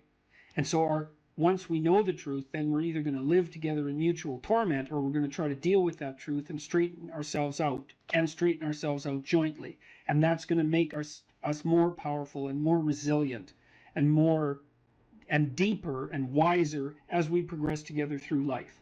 And I think that's absolutely brilliant, because if you leave a back door open, man, you're going to use it, that's for sure. And the oath is there, and this was Jung's commentary on the spiritualization of the human pair bond by Christian marriage, for example, which emphasized the what would you call it, the subordination of both members of the marital union to a higher order personality that was embodied in the figure of the logos. So the idea is that in the Christian marriage, for example, the man isn't the boss and the woman isn't the boss. The boss is the mutual personality composed by the seeking of truth in both of them, and that's conceptualized as their joint subjugation to the logos. And that is absolutely dead on, man. It's like the ruler of your marital life should be your vow to tell each other the truth. Like in hard times during your life, when you've done something stupid and idiotic that might take you down, and you don't have anybody that you can turn to, you know, if you have a partner that you can trust, you can go say, hey, you know, I made a big financial mistake, man, and it's really torturing me, and I feel like a complete idiot, and it's really dangerous. And the person there is going to help you figure out what to do about it. And they're going to know that when they make a stupid mistake, and they're bloody well going to, that they can come and talk to you, and that you guys are going to work your way through it. And that's a big deal. And There's a couple of things our culture gets really wrong, and one is it devalues marriage. That's really a very bad idea, because marriage is like a third of your life, and maybe more. And kids are a third of your life, and your life outside of marriage and kids is a third of your life, you know, approximately speaking.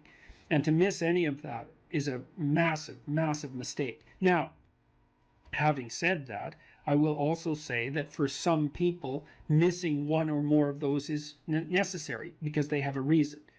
You know, maybe they're brilliantly creative artists and they need to devote themselves entirely to their career, or they're outstanding in some way, and so they can justify the sacrifice of one part of that triad of being to another part. But generally speaking, it's a very dangerous thing, and it shouldn't be done. And also, kids get an absolutely terrible rap, you know, because kids are delightful if they're well behaved. One of the chapters in my new book is called "Don't Let Your Children Do Anything That Makes You Dislike Them." And you can do that, especially if you discuss it thoroughly with your spouse, the person that's helping you discipline the kids.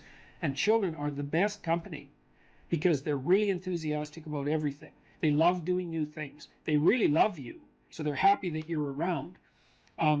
All you have to do is make sure they're not too hot and they're not too cold and they've had something to eat and they're not too tired, and you don't expect them to stay engaged in something for longer than they can manage. Because we used to take our kids when they were little out to restaurants, for example, and they could sit there no problem and behave really nicely when they were 2 and 3, but they couldn't do it for more than about 45 minutes. You can't push your luck. But I also noticed with little kids is that they got antsy and unreasonable about 5 to 10 minutes before the adults did too. It's just the adults were too stupid to notice. The kids would notice right away. So back to marriage. Well, you look for someone that you're attracted to, that you love, and then you look for someone that you can bloody well trust. And then you tell them the truth. And that way maybe you can get through life and you can have someone to weave the rope of your being with, and together to make your joint rope stronger, and you can have some continuity in your narrative, and you can have children, and then you can have grandchildren, and like you can have a life, man. And there's nothing, you're so fortunate if you can manage that. And so, okay, so there's that one. So what's my advice to young men seeking a woman for marriage and family? Yeah, well, and also, you know, marry someone you think would be a good mother and that has enough sense, generally speaking, to know that she wants children. Now, some women don't want children, and fair enough. And some women perhaps shouldn't have children. That's also possible. But the general rule of thumb is, especially once a woman's, you know, in her mid-20s, if she doesn't know that she wants children, or won't admit it, unless she has a viciously important reason, then she's not oriented properly psychologically. She doesn't know what's important in life. Now, that might also be the case with you, and it probably is, but as a rule of thumb, that's a really good one.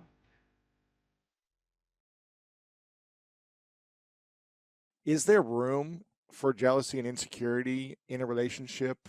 Is there a healthy amount of jealousy that people should have in a relationship? Or does jealousy and insecurity only cause more suffering and pain in a relationship? Well, I think there's a reasonable amount of proprietary interest, let's say. I mean, in a classic monogamous relationship, a marriage, there's sexual fidelity as a crucial element of that. And maybe you'll make an arrangement that differs from that, but it's not easy to chart uncharted territory like that. I mean, if you want to have an adventure like that with a partner, a monogamous adventure that also includes sexual exploration, well, maybe you can pull it off, but I doubt it. It's really complicated. Yeah. Let's say you're not having sexual exploration with other people and you're telling each other the truth and you're being honest. Is there room to be jealous or insecure in that relationship? Or does jealousy typically cause more harm than it does, you know, spice and good, I guess? I think jealousy probably causes more trouble than good, but that doesn't mean that there's something wrong with the proprietary interest. Mm-hmm. Should you care if your partner pays undue attention to someone of the opposite sex they find attractive? Well, probably you should care. You might even say something about it. They might even be happy about that, right? Because it indicates that you noticed and that it matters to you. Now, I think it shades into jealousy when it's harmless interactions. It's interactions that would be regarded as harmless by a third-party observer, let's say. I know that's a very difficult line to draw, that are being magnified as a consequence of insecurity on the part of the observer. Or there's envy, where your partner is attracting attention, status, success, any of those things, and you're jealous of that. That's not helpful. You should be pleased. The optimal situation is for you to be pleased when your partner is successful. I don't think competitive couples, I don't think competition between people who are in a monogamous relationship is useful, particularly. It's not zero-sum competition. Yeah. I mean, you can compete in a game-like sense. Right. Fun, like, fun, playful competition, but not. Yeah, but not existential competition. You're on the same team. That's the point. Right. And if one of you is feeling left behind for one reason or another, it's time to throw that out on the table and say, look, I'm playing second fiddle here far too often. What can we do about that? Well, it looks like you need it. And like, I've got an adventure. It looks like you need one too. Well, how can we rearrange the situation so I have my adventure? And then it's up to that person too to figure out what obstacles they might be putting up in their own pathway, right? That's stopping them. And then they have, they're angry at you for getting in the way, but it's actually a consequence of them using you as a convenient excuse for not doing something difficult. Those things all have to be sorted through. It's very hard. Yeah. Like, these conversations are extremely difficult. It's no wonder people avoid them. I also think people are not taught to negotiate. Oh man. At all. And that's a real shame. First of all, you figure out what you want. This is what I want. Then you tell the person, then you strategize with them so that you can get what you want and they can get what they want, and you both know what that is, and away you go together. And that usually comes out, it's usually obscured and hidden and comes out awkwardly and difficulty and with difficulty if it comes out at all. And people fool themselves into thinking that it's okay what they're doing. I'm sacrificing myself for the children, and that's okay. I'm sacrificing myself for my husband's career, and that's okay. I'm working at a job I can't stand because I need to support my wife and children, and that's okay. I mean, sometimes that is okay, but it has to be out, clear, in the open, talked about, negotiated, discussed. I think you can be a slave or a tyrant, or you can negotiate. Those are your options. And we default to slavery and tyranny because that doesn't require any cognitive effort. And then we pretend that everything's all right. And then it blows up in our faces and we end up divorced. Right. So we got to learn how to negotiate. Yeah. Yeah, well, and then you have to notice that there are things that you want, right? And you have to tell yourself what those are. And then you have to let the other person know. And then they can deprive you of them because they actually know who you are. And so that's a big risk. But if you do lay it out and negotiate it, then you have two people working in the same direction, and they each bring their different viewpoints to bear on the problem. And sometimes that'll save you, that additional cognitive complexity you have because there's two of you instead of one. It can make you much more effective. What happens when we feel like our partner is depriving us of what we want? If it's not, infidelity or something of the likes of being with other people, but something else that we want in our life, a goal. Well, sexually, that happens all the time. Right. Because people, generally speaking, men would like to have sex more frequently than women. So that's a sticking point in many relationships. But forget that for the moment. We might just as well say that the probability that one partner and the other partner are going to have exactly the same level of sexual interest, say with regards to frequency, is quite low. So there's going to be friction there. So what do? Well, you negotiate about it. It's like, well, I'd like to have sex 15 times a week. Well, I'd like to have sex once a week. Right. Okay, well, the logical meeting point there would be in the middle. Mm-hmm. But then that has to be planned out. And you also have to say exactly what you mean. Well, exactly what do you mean by sex? Because there's all sorts of variations of sex, ranging from just intimate closeness to full-fledged sexual activity of various sorts. And the various sorts matter too. And these are painful discussions often. It's very funny in some sense that people will do and desire things that they won't talk about, right? They'll engage in the act, but they won't engage in the negotiation. And they won't admit what they want. Why is it so hard for us to admit what we want? We're ashamed of it. That's easy with sex. Sex and shame regulates sex. You know, people say, well, you shouldn't be ashamed of sex. It's like, well, really? Really? No, that's a stupid theory. We arrest people who expose themselves in public. Why? Well, because we don't want people masturbating in public. We assume they should be ashamed enough not to do that. Shame regulates sexual behavior. So we're embarrassed about our desires.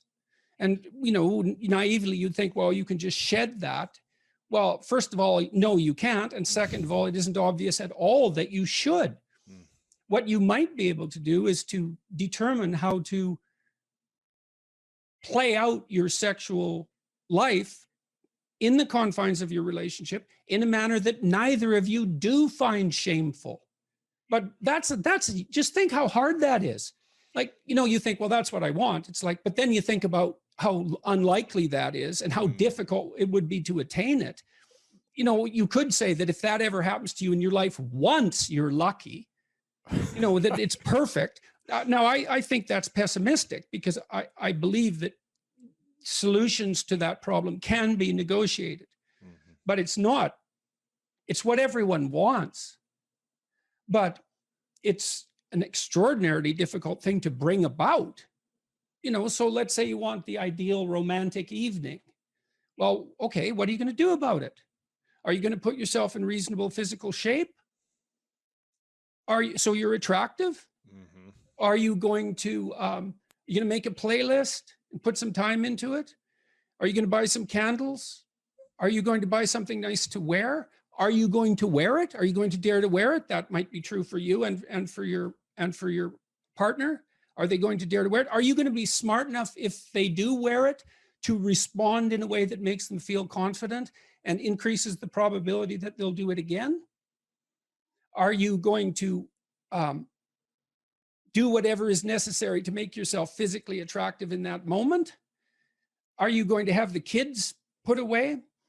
Have you got the day-to-day aggravations with each other that are dragging you down and making you resentful under control so that you actually do want to give your partner some pleasure?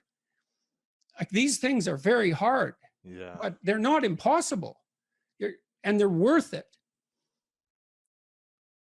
But it's not surprising that people don't do it. And then the next, well, then there's the shame part too, as well. Okay, just exactly what is permissible or desirable, and when when are your kinks counterproductive? Exactly. You know, we certainly can't have that discussion as a culture. You know, on the one hand, we think, we're so split on this. On the one hand, we think any sexual misbehavior should be subject to the harshest of punishments, and everything goes and is acceptable. It's like, well, good luck having both of those ideas. Right. And it's so interesting to me to watch this. You know, there's just outrage, constant outrage about sexual misbehavior.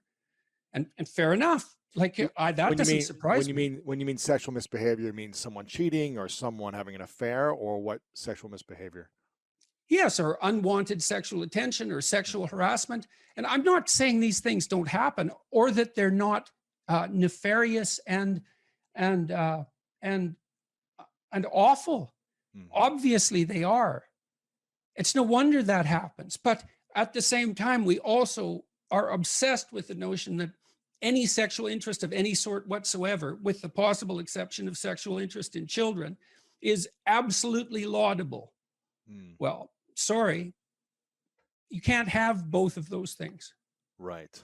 Right. So, and because we want both of them, insist upon both of them, then we can't even have a discussion. We can't have a discussion about pornography. It doesn't look to me like pornography is really a very good idea. I don't think it's helping anyone. Now, you know, there might be codicils to that, freedom of expression, some potential educational utility, the pleasure that's a consequence of sexual utilization of pornographic material. But I would still say, seeing all that it's not a net social good. It doesn't do the people who produce it or who consume it any good. And I don't believe that anyone feels like a better human being after utilizing pornography for sexual gratification. Now, you might say, well, that's because they've been shamed about sex since they're born, and, you know, and that's a consequence of our crooked culture. And, you know, in a utopian world, we wouldn't have that shame. And yeah, no, it's way more complicated than that. And I read something in one of the YouTube comments in my video the other day. I was talking to Abigail Schreier about the apparent fact that today's teenagers are having much less sex. One person commented that there's the shame that men feel when sex is a spectator sport rather than a participatory act. And then you think, well, you know, the mere fact that you're watching two other people, one of whom isn't you, having sex instead of having sex, really implies something either about it implies something about your desirability. It's pretty hard to shake that, isn't it? Or your courage. Why is it that you're sitting there alone at night with your laptop on your lap? What the hell's wrong with you? Well, nothing. It's just we should dispense with sexual shame. It's like, no, probably not. That's probably not the answer.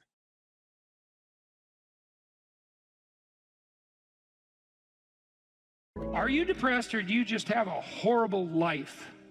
And those are not the same question, because if you're depressed, you have a life that in principle should work, but isn't. And so you come and say, look, I've got a lot of things going for me. You know, I've got a good job. I've got a good family. My wife loves me. But man, I'm miserable all the time. It's like, okay, well, let's delve into that a bit more deeply. But that kind of sounds like depression. But then you might come and say, well, I'm miserable. I'm suffering. I don't even want to be alive. And then I might ask, well, do you have an intimate partner? Well, no, not really. And I have had a history of catastrophic relationships. Do you have any friends? Well, you know, I have this one person I phone like once every month or so. But other than that, no, I don't really see anyone. Well, do you have any close family? No, my family's pretty fractured. I don't get along with my mom and dad. I don't see my sisters or my siblings much. It's like, well, how about a job? Or how about a career, or failing that, a job? It's like, well, I've always kind of been underemployed, and I just lost my job, and you know, I'm that's not going very well, and so on. You can walk through someone's life, and you can find out if they're reasonably embedded in a hierarchy of social institutions.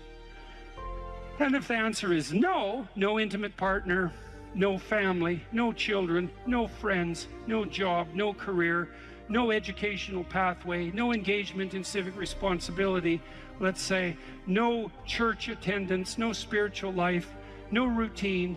It's like, well, you're not depressed, you just have a horrible life. Multidimensionally. Like, it's no wonder you're depressed. There's nothing in your life that is working. But it's interesting because that's not exactly a diagnosis at the level of the individual. It's a diagnosis in relationship to the relationship between the individual and this structure of containing social institutions.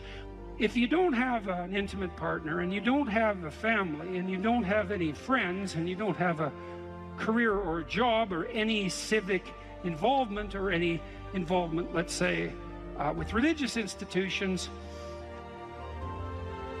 and you don't have any creative striving, all you've got left is pain.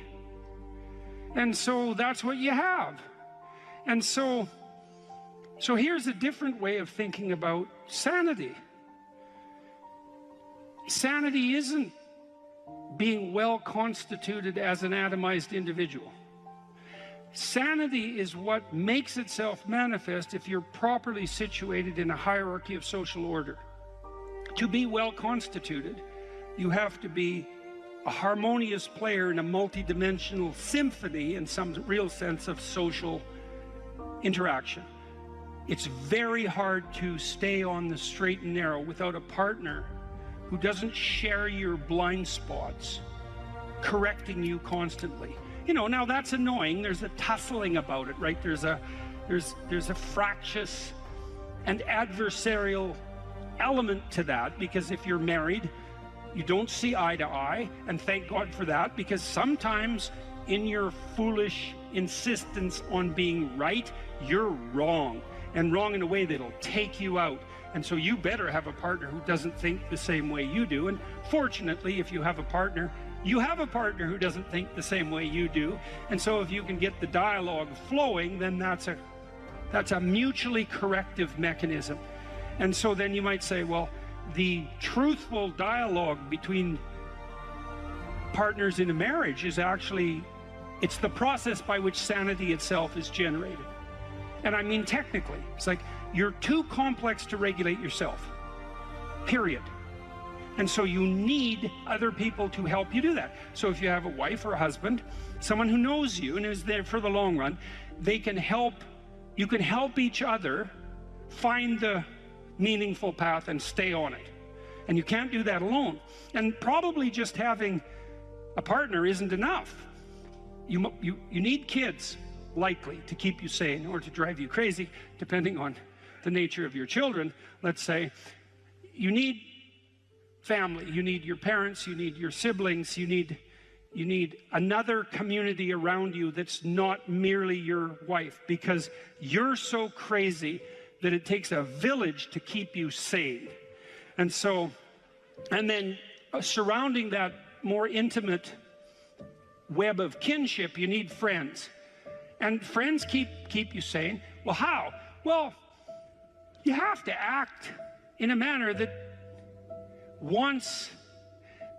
makes them want to be around you to have friends. And that means that to maintain your friendships, you have to be saner than you really are, right? They have to be able to enjoy their time with you. If you practice forthright and voluntary exposure to that which terrifies and dismays you, it transforms you. And we really know this as psychologists. We even know there's more and more evidence suggesting, for example, that if you imagine you adopt this attitude of voluntary confrontation, that changes you psychophysiologically. So much of the biochemistry of motivation and emotion is transformed when you take a stressor which could be oppressive and paralyze you and cause you to withdraw, and you reverse that and you decide to advance. It's like a different spirit inhabits you. And I mean this physiologically. There's a whole different pattern of being that makes itself manifest in you neurologically and psychophysiologically and pharmacologically. So you take it on as a challenge, right? And that transforms you at a cellular level too, because one of the things we've discovered in recent years is that if you do something new and complex, then that turns on that parts of your DNA that haven't produced proteins before will start producing new proteins and reconstruct you from the cellular level up. So it's a deep transformation, and we have no idea how deep. And again, you could ask yourself, if you didn't withdraw in fear from anything from everything that life threw at you, who could you become? And I would say that's the central religious question in some real deep sense. You know, are more things thrown at us than we can manage? Well, that's a tricky question, because pretty dreadful things are thrown our way. And you might say, well, that's just presents an insuperable barrier to progress. That's not very helpful, because you're alive, here you are, you got these problems to contend with, and if it's an impossible task, then how could you be anything but hopeless and desperate? But then you think, well, wait a second, how would things transform if I took this on as a voluntary adventure? You know, regardless of its scope, and the scope would include unjust suffering, death, and hell.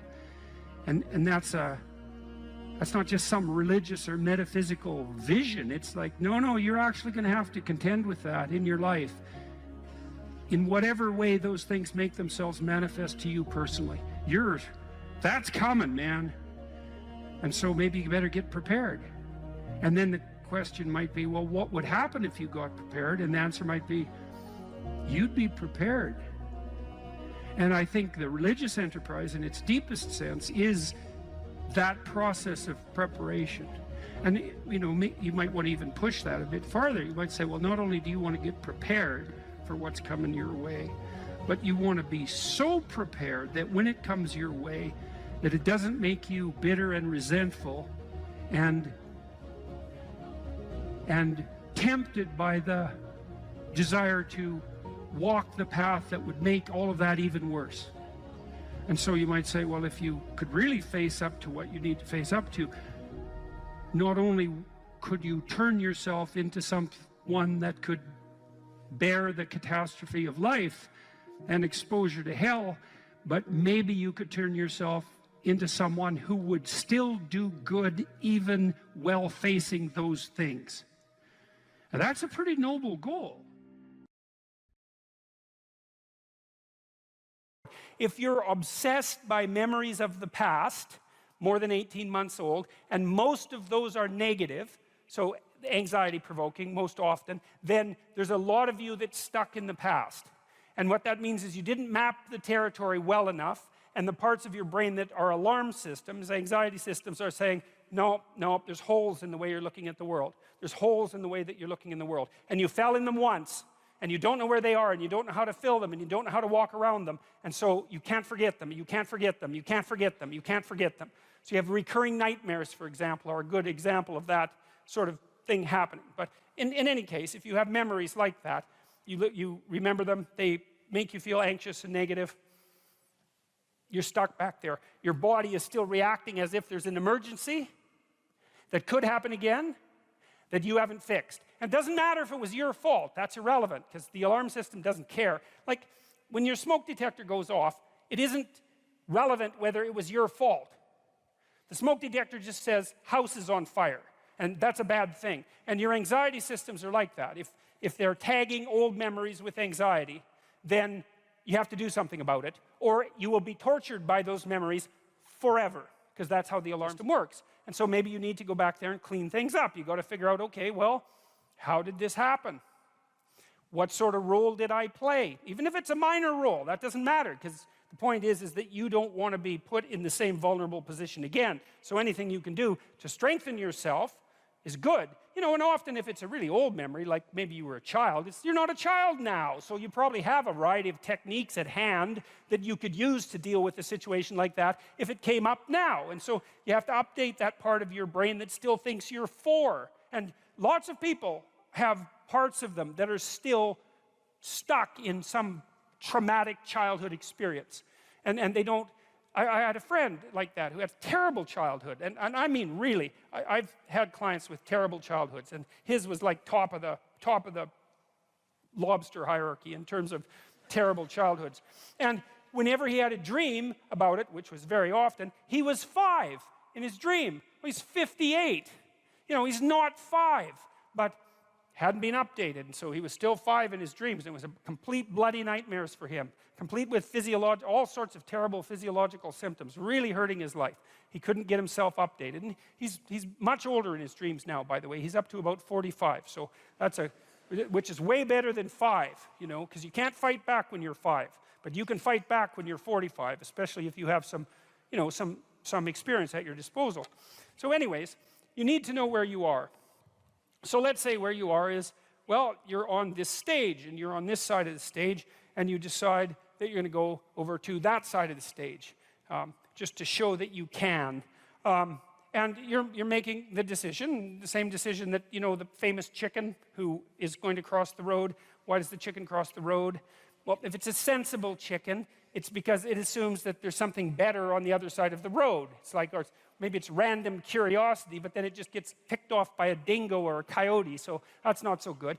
The other side of the road is better, so away the chicken goes. So that's what you're doing. You're going somewhere slightly better. And so that's good. Technically, it's good. Because the way that your positive emotion systems work, they run on a neurochemical called dopamine, which, by the way, is the neurochemical system that drugs like cocaine and methamphetamine and alcohol for some people and opiates affect dramatically and make people feel far better than they should, which is part of their danger. It's a very fundamental system. The dopamine system kicks in with a kick of positive emotion if you're going somewhere that's worth going. And so that's worth knowing. It's really worth knowing. It's like, okay, you want a little bit of positivity in your life. Well, how do you get it? Well, you've got to get the system. It's almost like it's the left hemisphere system for most people. Not that that's particularly relevant, but it is a standalone neurochemical system. It's rooted very, very deeply in the brain's exploratory circuitry. So very ancient system. And it's happy when you have somewhere to go. That's the first thing. And then it's also happy when you're going there. And so if I'm on this side of the stage and I want to go over to that side of the stage and I see that there's a nice clear pathway, I could just go straight down this line, then I look at that and I'm actually a little happy. I'm not ecstatic. I mean, who the hell cares if I get to the other side of the stage, right? I mean, it's a small piece of my life, but it's not nothing. It's something. Okay, and so I look at the pathway, and I think that's a good pathway, and I feel a little positive. And then if I move here, and then I see that little table right in the way between me and the other side of the stage, then I feel a little negative, because I don't want an obstacle in my pathway. And so that's really how you're looking at the world, by the way. You don't see objects. It's not the right way to think about it. We don't see objects, and then think about them, and then evaluate them, and then decide how to act on them. Or if we do it rarely and slowly and with a lot of thought. What we see instead are pathways with tools that will move us forward, or obstacles, right? And there's no obstacles here, and there's a nice flat road, and so great. Positive emotion.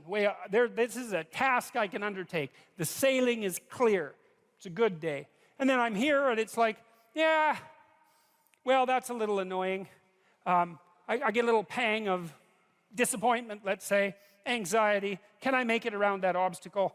I'm fairly confident. I've done this sort of thing before. So I can take the rough route, and I can, walk forward like this, and then I can do this great trick, which is just this, and then, I've circumvented the obstacle. Now, if I didn't know how to do the little bit of circumvention, then that would be a real problem, right? Because I couldn't get from point A to B, and that would screw up my plan. But I do have that particular skill set, so it's a minor disruption to the perceptual set that I'm using to organize the world.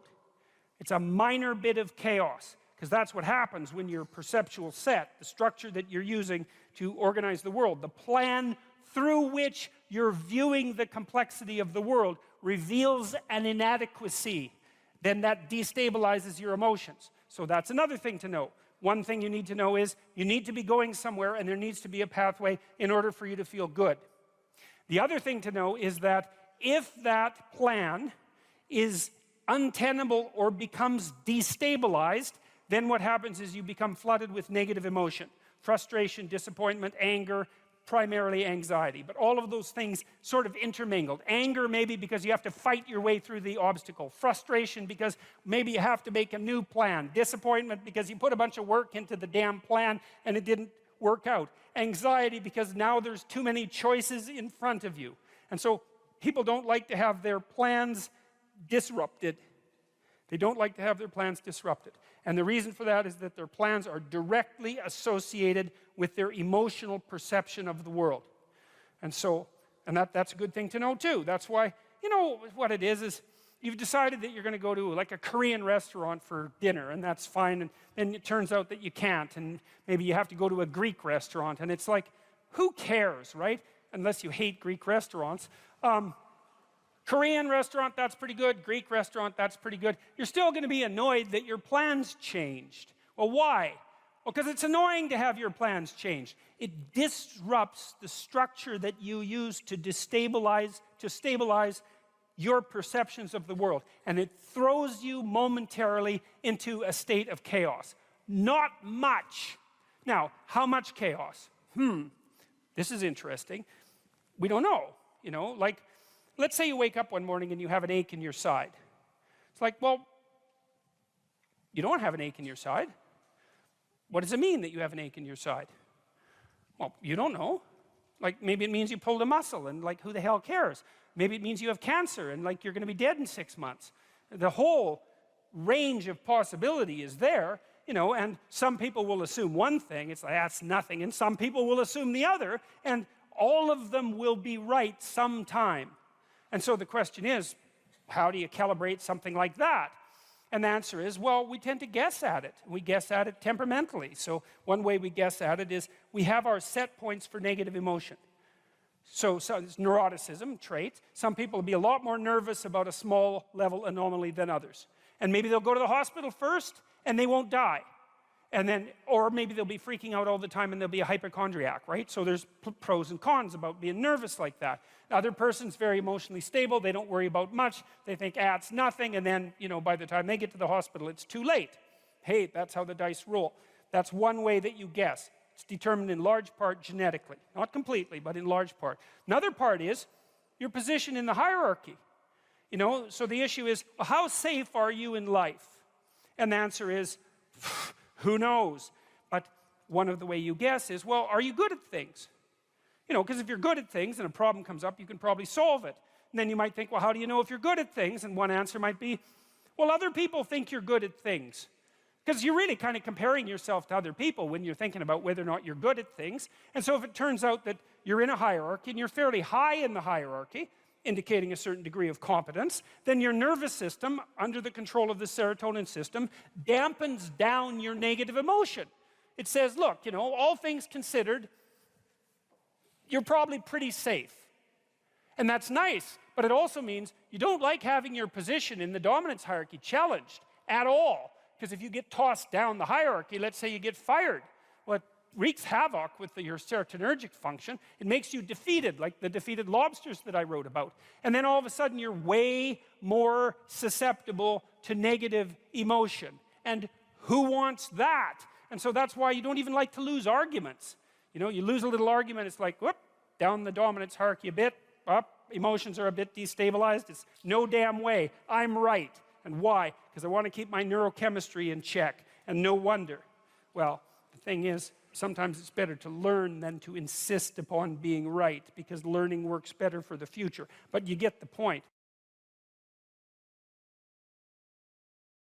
The degree to which the world of what matters is the most real is indeterminate, because it depends on how you define reality. If you define reality as that which exists in the objective world, then the world of what matters is not fundamental. But it's my observation that we act as if the world of what matters is more real than the world of matter. And I think, in some sense, the most compelling evidence for that, even to a skeptic, and it's a pessimistic form of evidence, but it suffices sometimes pessimistic evidence is the most potent. The reality of pain is undeniable. And it's not amenable to rational argumentation. It announces its existence. And for a long time, I think I thought, in some real sense, that there was no more fundamental reality than pain. And there's an ethical dimension to that, too, because if you accept the reality of pain, there seems to come with it an impetus to eliminate unnecessary pain. And to some degree, we can understand that as the basis of the moral impulse, and maybe to eliminate the unnecessary pain of the innocent, like the unnecessary pain of children, for example. And so, well, we accept the existence of pain as something so real that we will almost instantaneously act on it. And I would say that's especially the case in the case, say, of infants. And so it isn't obvious what's real because it depends in some sense on how you define the term. But my sense is that what people believe is most accurately reflected not in what they say or in the propositions about the world they lay out, but in how they act. And so, and that's also something subject to debate, but it's not a shallow argument to say that your belief is most deeply reflected in your action. In fact, I think in some sense it's the deepest of arguments. And you know perfectly well that you can say one thing and do another, and you also know that you regard people who do that as hypocrites, and you tend to regard what they do as a more profound pointer to what they believe than what they say. And so you'll call them on that too. And so that means that there are some meanings that we regard as inviolably real. Now, the reason I concentrated on pain is because it's pretty easy to destroy joy. You can do that with a rational critique, and we're quite good at that. And you can destroy faith, and you can destroy hope, and you can destroy enthusiasm, and you can often do that even with a casual word. But pain is much more resistant to that sort of rational dismissal. I thought over the years, thinking as much as I could about unjust pain, let's say, as a fundamental reality, wondering if there is anything more real than that. And then I would say, well, yes, there is. That which dispels pain is more real than pain. And that's because to dispel something, you have to be more powerful than that thing in some sense. And then you can ask yourself at all sorts of different levels of analysis, what's capable of dispelling pain? Or at least, let's say, rendering pain acceptable, which is not perhaps as deep a solution or as desirable a solution, but is also not nothing. And I would say that many of the things we regard as cardinal virtues are virtues, in fact, because if you have them on your side, you can, in fact, contend with and perhaps dispel or triumph over or transcend the inevitable pain and suffering of existence. And I think one of the fundamental purposes of education is to provide people with the peers and the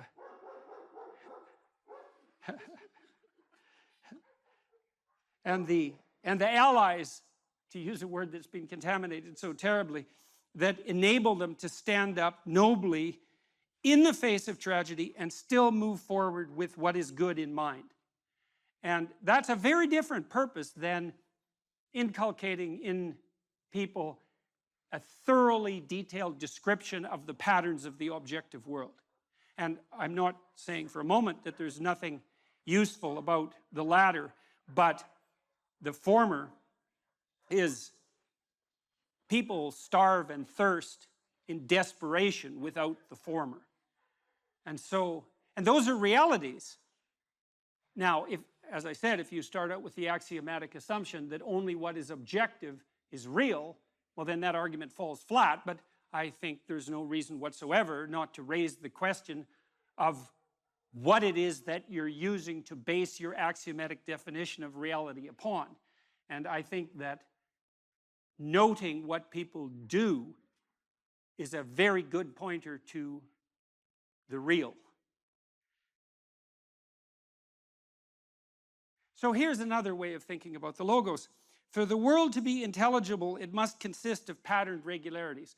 And that might be the great discovery of the Greeks in some sense, that there are patterned regularities that are superordinate to immediate perception, that are in some sense more real. So number would reflect that, for example. Are numbers more or less real than the things they represent? And you can make an argument both ways because, again, it depends on your definition of real, but it's a very difficult argument to make that they're less real. And partly that's because if you're a master of number, there's almost nothing that's beyond your grasp. So if your wisdom, if the depth of your wisdom is reflected in the utility of your tools, then almost nothing makes you more powerful than to be a master of numbers.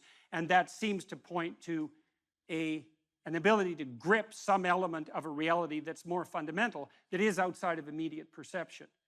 And so one element of the idea of the logos is that there's an order to the world that's superordinate to the apparent order that's more fundamentally real, and that you can discover that order in contact with the world. And that's the microcosmic world in some sense, rather than the psychological world.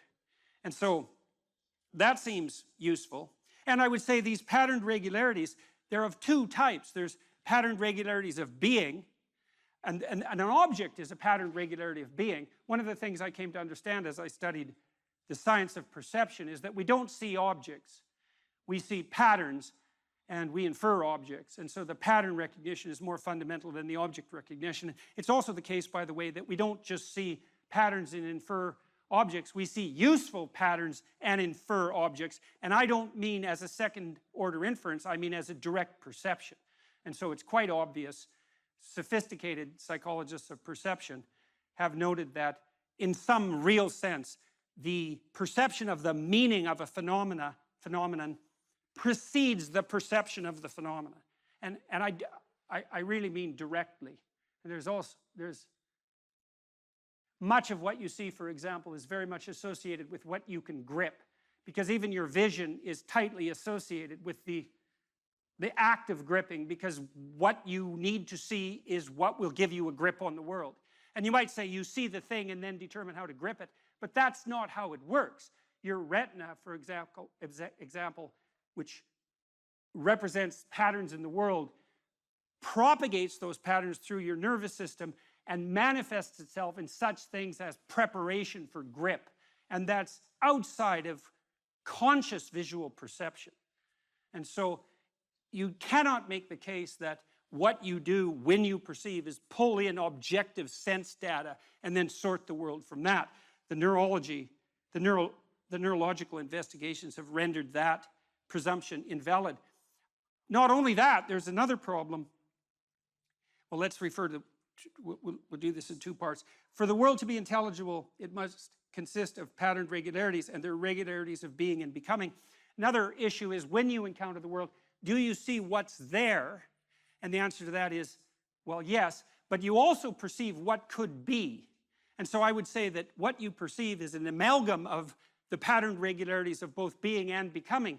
And you can think about this and make it intelligible. If you think about what happens when you wake up in the morning, you might ask yourself, well, what do you perceive when you wake up in the morning? And you open your eyes and you might say, well, I perceive my bedroom. And I suppose in some very trivial sense that's true, although generally your bedroom is so familiar that you don't need to perceive it. You've already automatized that perception, and it has almost zero functional utility. I suppose you have to perceive it well enough to wend your way through it when you step out of bed. But that isn't really what you perceive, not my experience, and I believe this is a very common experience, is that what you perceive when consciousness dawns in the morning is the horizon of possibility that's associated with the world in front of you. And so what you really see, as far as I can tell, is something directly akin to the chaos that God encounters as the Word, the Logos, at the beginning of time, which is there's pattern regularity of being. That's a solid object because it propagates itself across time in this three-dimensional form. But then there's a cloud of possibility around each object, which is what additional realities it can manifest depending on how you act in relationship to it.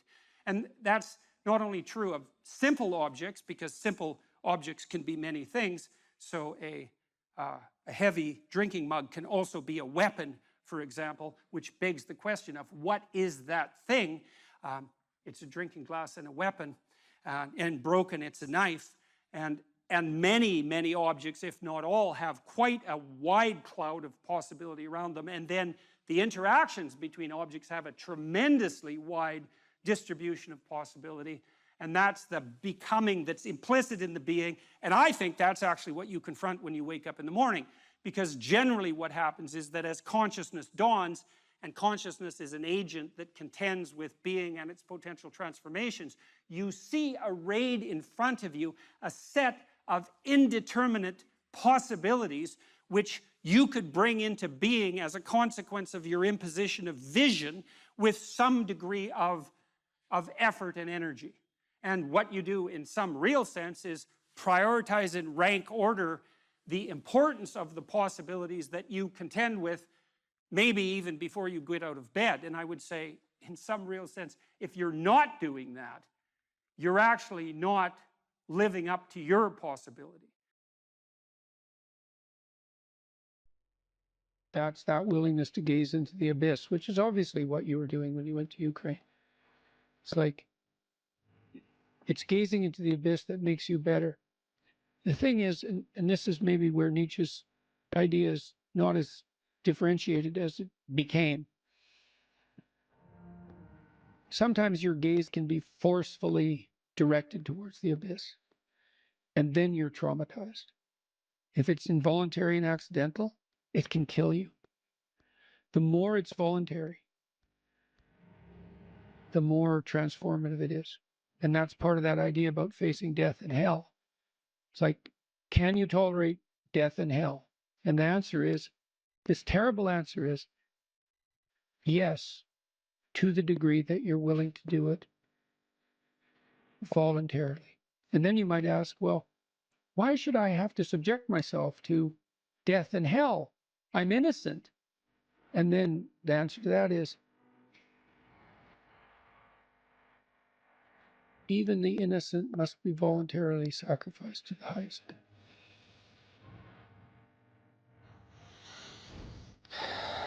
That's such an interesting distinction. Voluntary suffering. Voluntary, yeah. Yeah.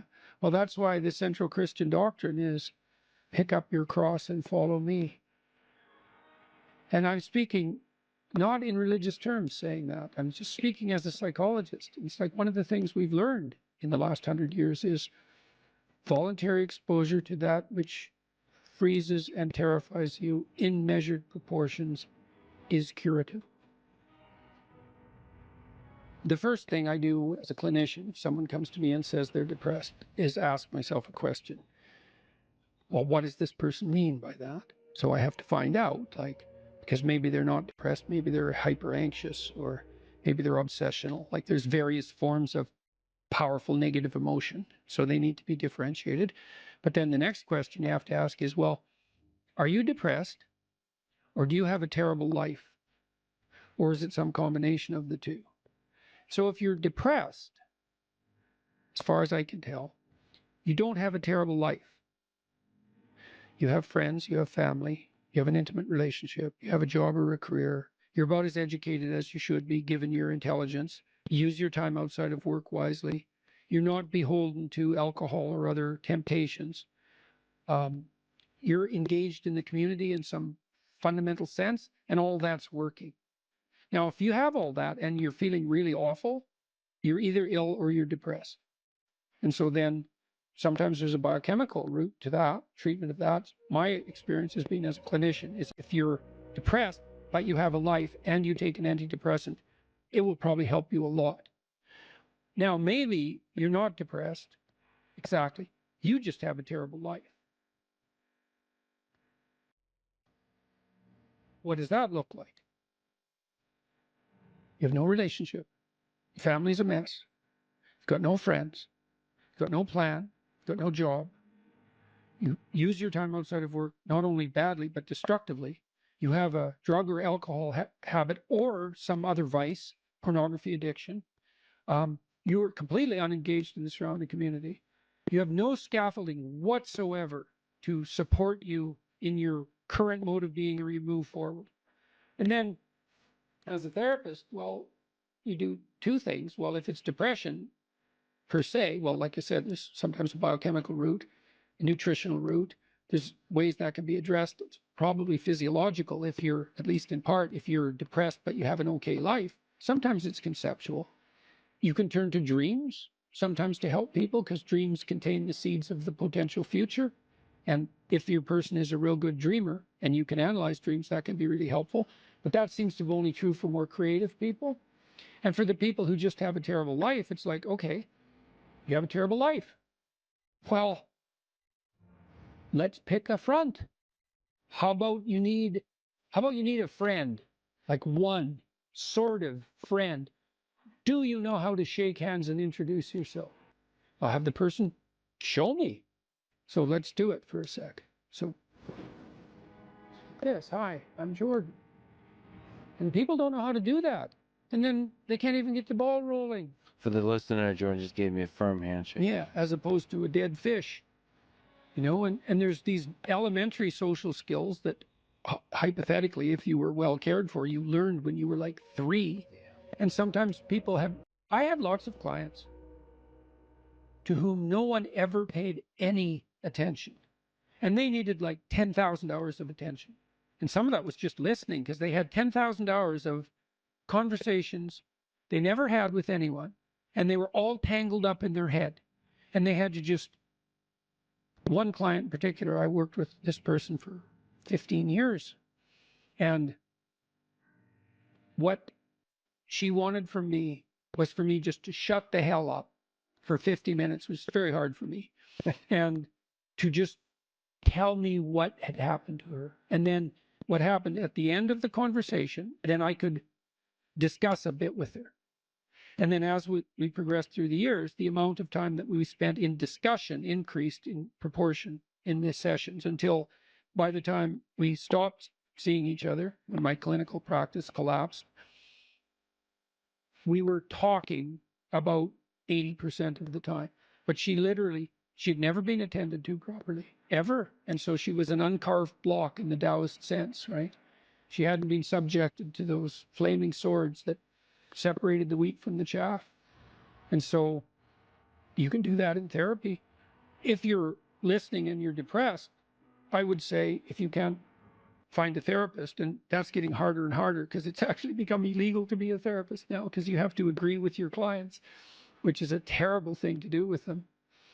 Just like it's terrible just to arbitrarily oppose them. You could do the self-authoring program online because it helps you write an autobiography. And so if you have memories that are more than 18 months old that bother you when you think them up, part of you is locked inside that. An undeveloped part of you is still trapped in that. That's a metaphorical way of thinking about it. That's why it still has emotional significance. So you can write about your past experiences, but I would say wait for at least 18 months if something bad has happened to you, because otherwise you just hurt yourself again by encountering it. You can bring yourself up to date with an autobiography. There's an analysis of faults and virtues, that's the present authoring, and then there's a guided writing exercise that helps you make a future plan. That's young men who do that could go to college. Young men who do that, 90 minutes, just the future authoring, 90 minutes. They're 50% less likely to drop out. That's all it takes. Like I had clients who were so depressed they literally couldn't get out of bed. So what's their first step? It's like, can you sit up once today? No. Can you prop yourself up on your elbows once today? Like you scale back the dragon till you find one that's conquerable, that moves you forward. There's a rubric for life. Scale back the dragons till you find one conquerable, and it'll give you a little bit of gold, commensurate with the struggle. But the plus side of that, because you think that, God, that's depressing. You mean I have to start by sitting up? Well, you do if you can't sit up. But the plus side of that is it's the Pareto distribution issue, is that aggregates exponentially increase. And failures do too, by the way, but aggregates exponentially increase. So once you start the ball rolling, it can get zipping along pretty good. This person that I talked about was incapable of sitting with me in a cafe when we first met, just talking, even though I was her therapist. But by the end, she was doing stand-up comedy. So, it took years, but still, most people won't do stand-up comedy. That's quite the bloody achievement. She would read her poetry on stage too. So for someone who was petrified into paralysis by social anxiety and who had to start very small, it was a hell of an accomplishment.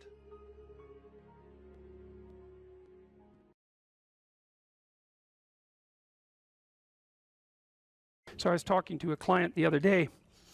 It was so interesting. This person said something. He had been talking to his mother, and he just made a casual comment. He said he was talking to his mother, who was in a state of grief for good reasons that were independent of this particular person, who said, and I hate her. And I thought, oh, that's interesting. Like, where did that come from? And so I made a comment on that. That's a Freudian slip, right? Because there was the conversation was flowing, and then this little emotion tagged utterance came forward. And whenever an emotion tagged utterance of that sort comes forward, you know it's associated with a whole rat's nest of underlying pain and anxiety and what would you call it, disappointment and frustration that hasn't been properly rectified. So it's like a marker. And you know this when you're talking to people. They say something and you think, oh, you know, like, wow, too much information. That's one way of thinking about it. It's like, just what are you up to? And then if you have any sense, you just forget that even happened and you continue. But that's like the snout of a dragon peeking out from a cave. And you might say, well, it's just a snout, man. But it's not, because dragon snouts tend to be attached to the whole damn dragon. And so this is also something to know about relationships, because when you're in a relationship with someone, they'll do that now and then. They'll, you know, utter something and you think, haha, it's like, there's a bump in the road. Well, we're going to look underneath that at our peril. But if you do go down there and you look at it, then the whole thing comes, you can start to disentangle the web of memories and experiences that are all tangled together as a consequence of their emotional identity. Because I could say, well, everything that makes you anxious or everything that makes you upset is the same as every other thing that's ever made you upset.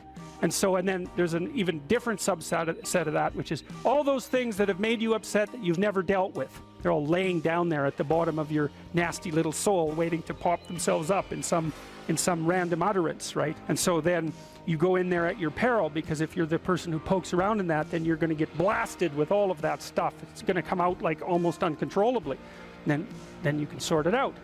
And so what you find is, if you ask a person a question like that and then you let them free associate, which is just talk about it, they'll do a wandering around like that maze that I told you about. They'll do a wandering around of that entire territory.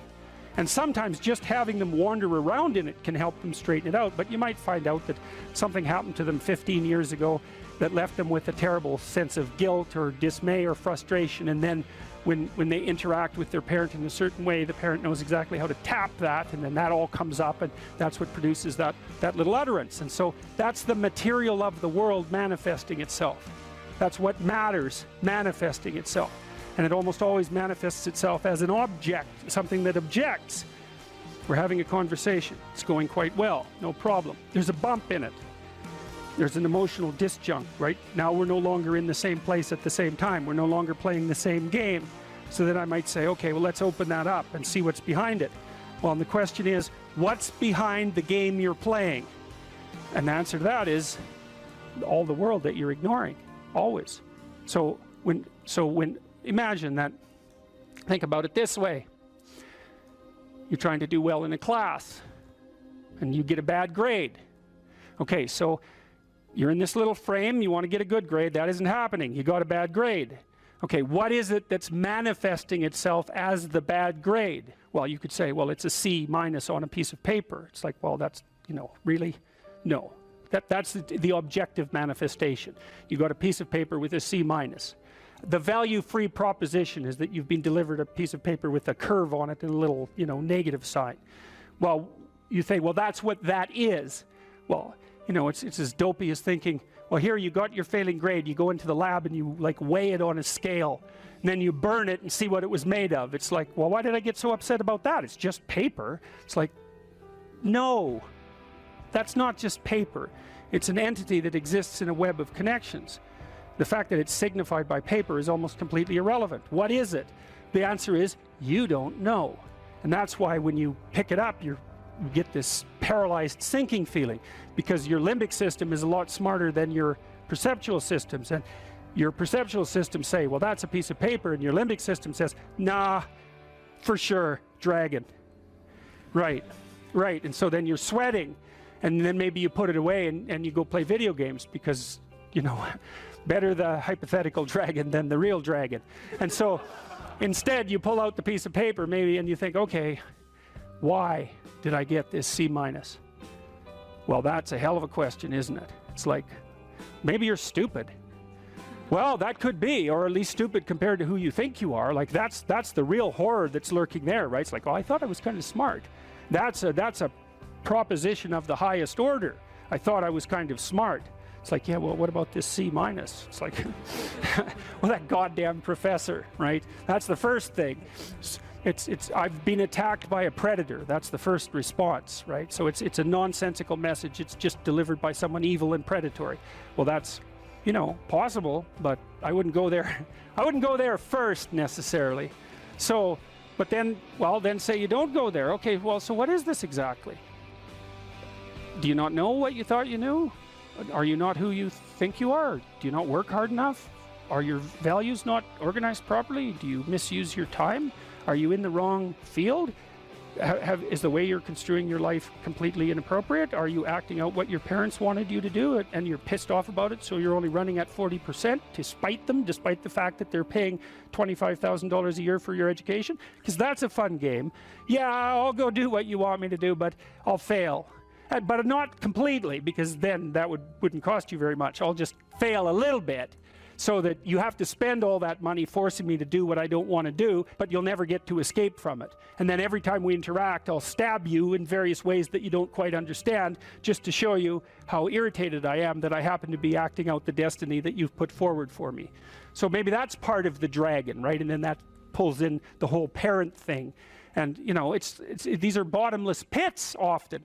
When you're in the world and something objects to you, something that matters objects to you, then in the entire unrealized world is in that thing that objects. It's all tangled up inside it. That's why it's the great dragon of chaos. It's everything that's outside of your conceptual structure. And what is that? It's everything that lurks outside of your walled city. And it's manifested itself like the snake in the garden. And the easiest thing to do is say, I'm not having anything to do with that. But the problem with that is, well, you get your C minus and you don't do anything about it. Maybe you're a little bitter and more resentful and your study habits get a little worse. So the next time you get like a D plus, and then you collect a bunch of Fs, and then you stop going to school, and then you stop showering, right? Then you end up jumping off the bridge. And so that's how the dragon eats you when you don't pay attention to it. And so it's no bloody wonder that people avoid, you know. It's really no wonder that they avoid, because error messages contain within them the implicit world. Now, the upside of that is, well, they contain within them the implicit world. And the world isn't all negative. And so maybe you get your C minus, and that's actually the best gift you ever got, because somebody finally took you and went, whack, you know, clue in. And so you take that apart and you think, oh, I don't know how to write. I don't know how to think. I've never read anything in my life. My study habits are abysmal, you know, like maybe I'm working at 2% efficiency, which is probably, I would suspect that, you know, some of you aren't doing that, but I bet there's 30 to 50% of the people in the room are working at 2% efficiency. It's like, to find that out is so optimistic. I mean, if you're barely hanging in there, but you're only working at 2%, you might imagine what you could have as a life if you're working at like 50%. So the C minus can be the best gift you ever had, and that's the gold that the dragon hoards, right? That's exactly what that means.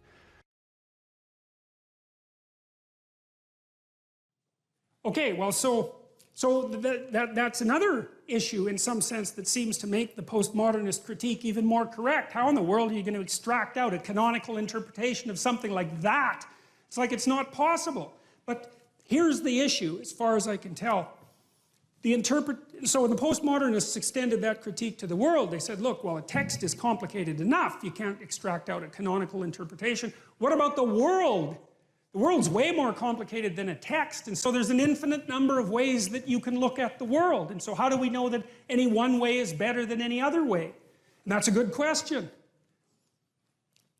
Now, the postmodern answer was we can't.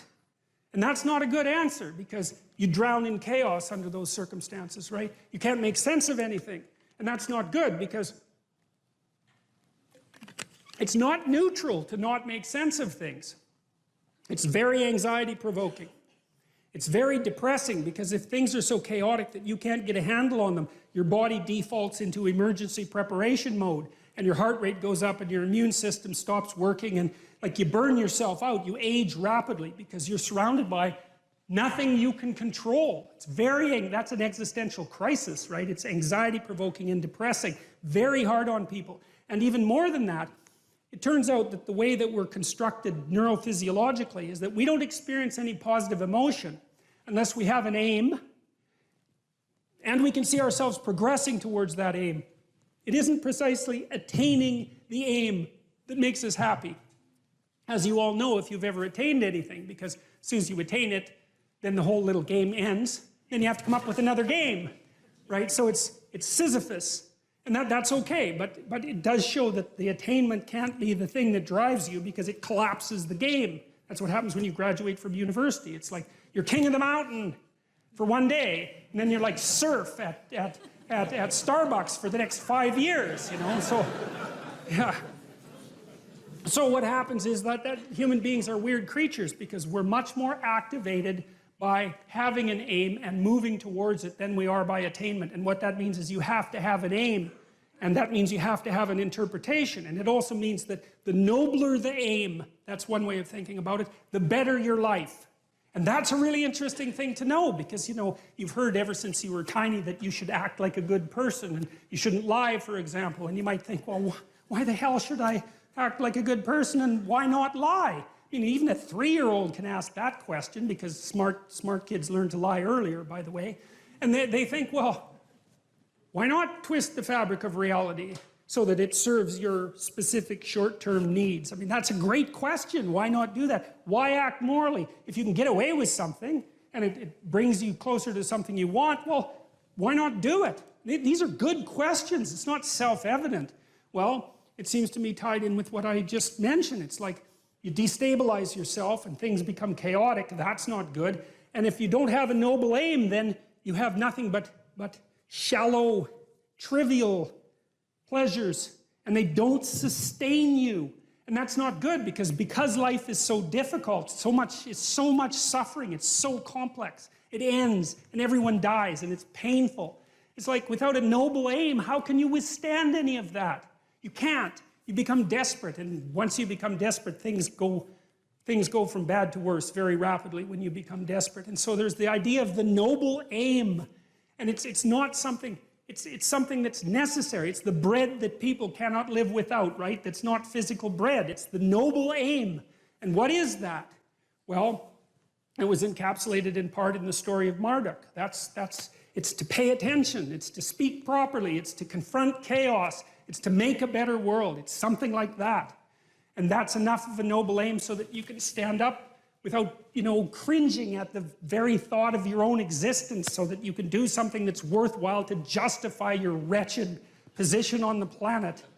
So now the literary issue is that, so look, you take a text, you can interpret it a variety of ways, but that's not right. This is where the postmodernists went wrong, because what you're looking for in a text, and in the world for that matter, is sufficient order and direction. So then we have to think, well, what does sufficient order and direction means? Well, you don't want to suffer so much that your life is unbearable, right? That just seems self-evident. Pain argues for itself. I think of pain as the fundamental reality because no one disputes it, right? I mean, even if you say that you don't believe in pain, it doesn't help when you're in pain. You still believe in it, right? You can't pry it up with logic and rationality. It just stands forth as what the fundament of existence, and that's actually quite useful to know. You say, well, you don't want any more of that than is absolutely necessary. And I think that's self-evident. And then you say, well, wait a minute, it's more complicated than that.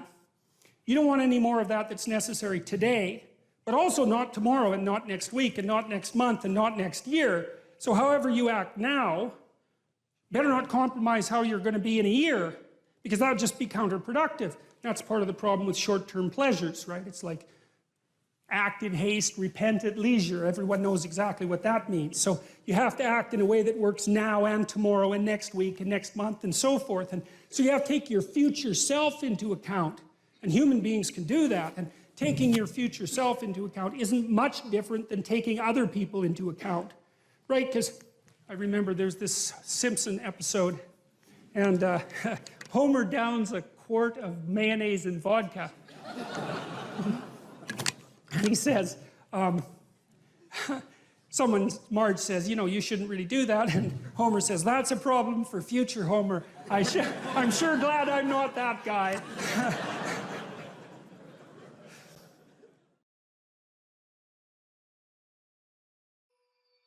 We should make a very clear distinction here that often when people are embittered and resentful and feel like they're victims, it's because really awful things have happened to them. Now, not always, but often.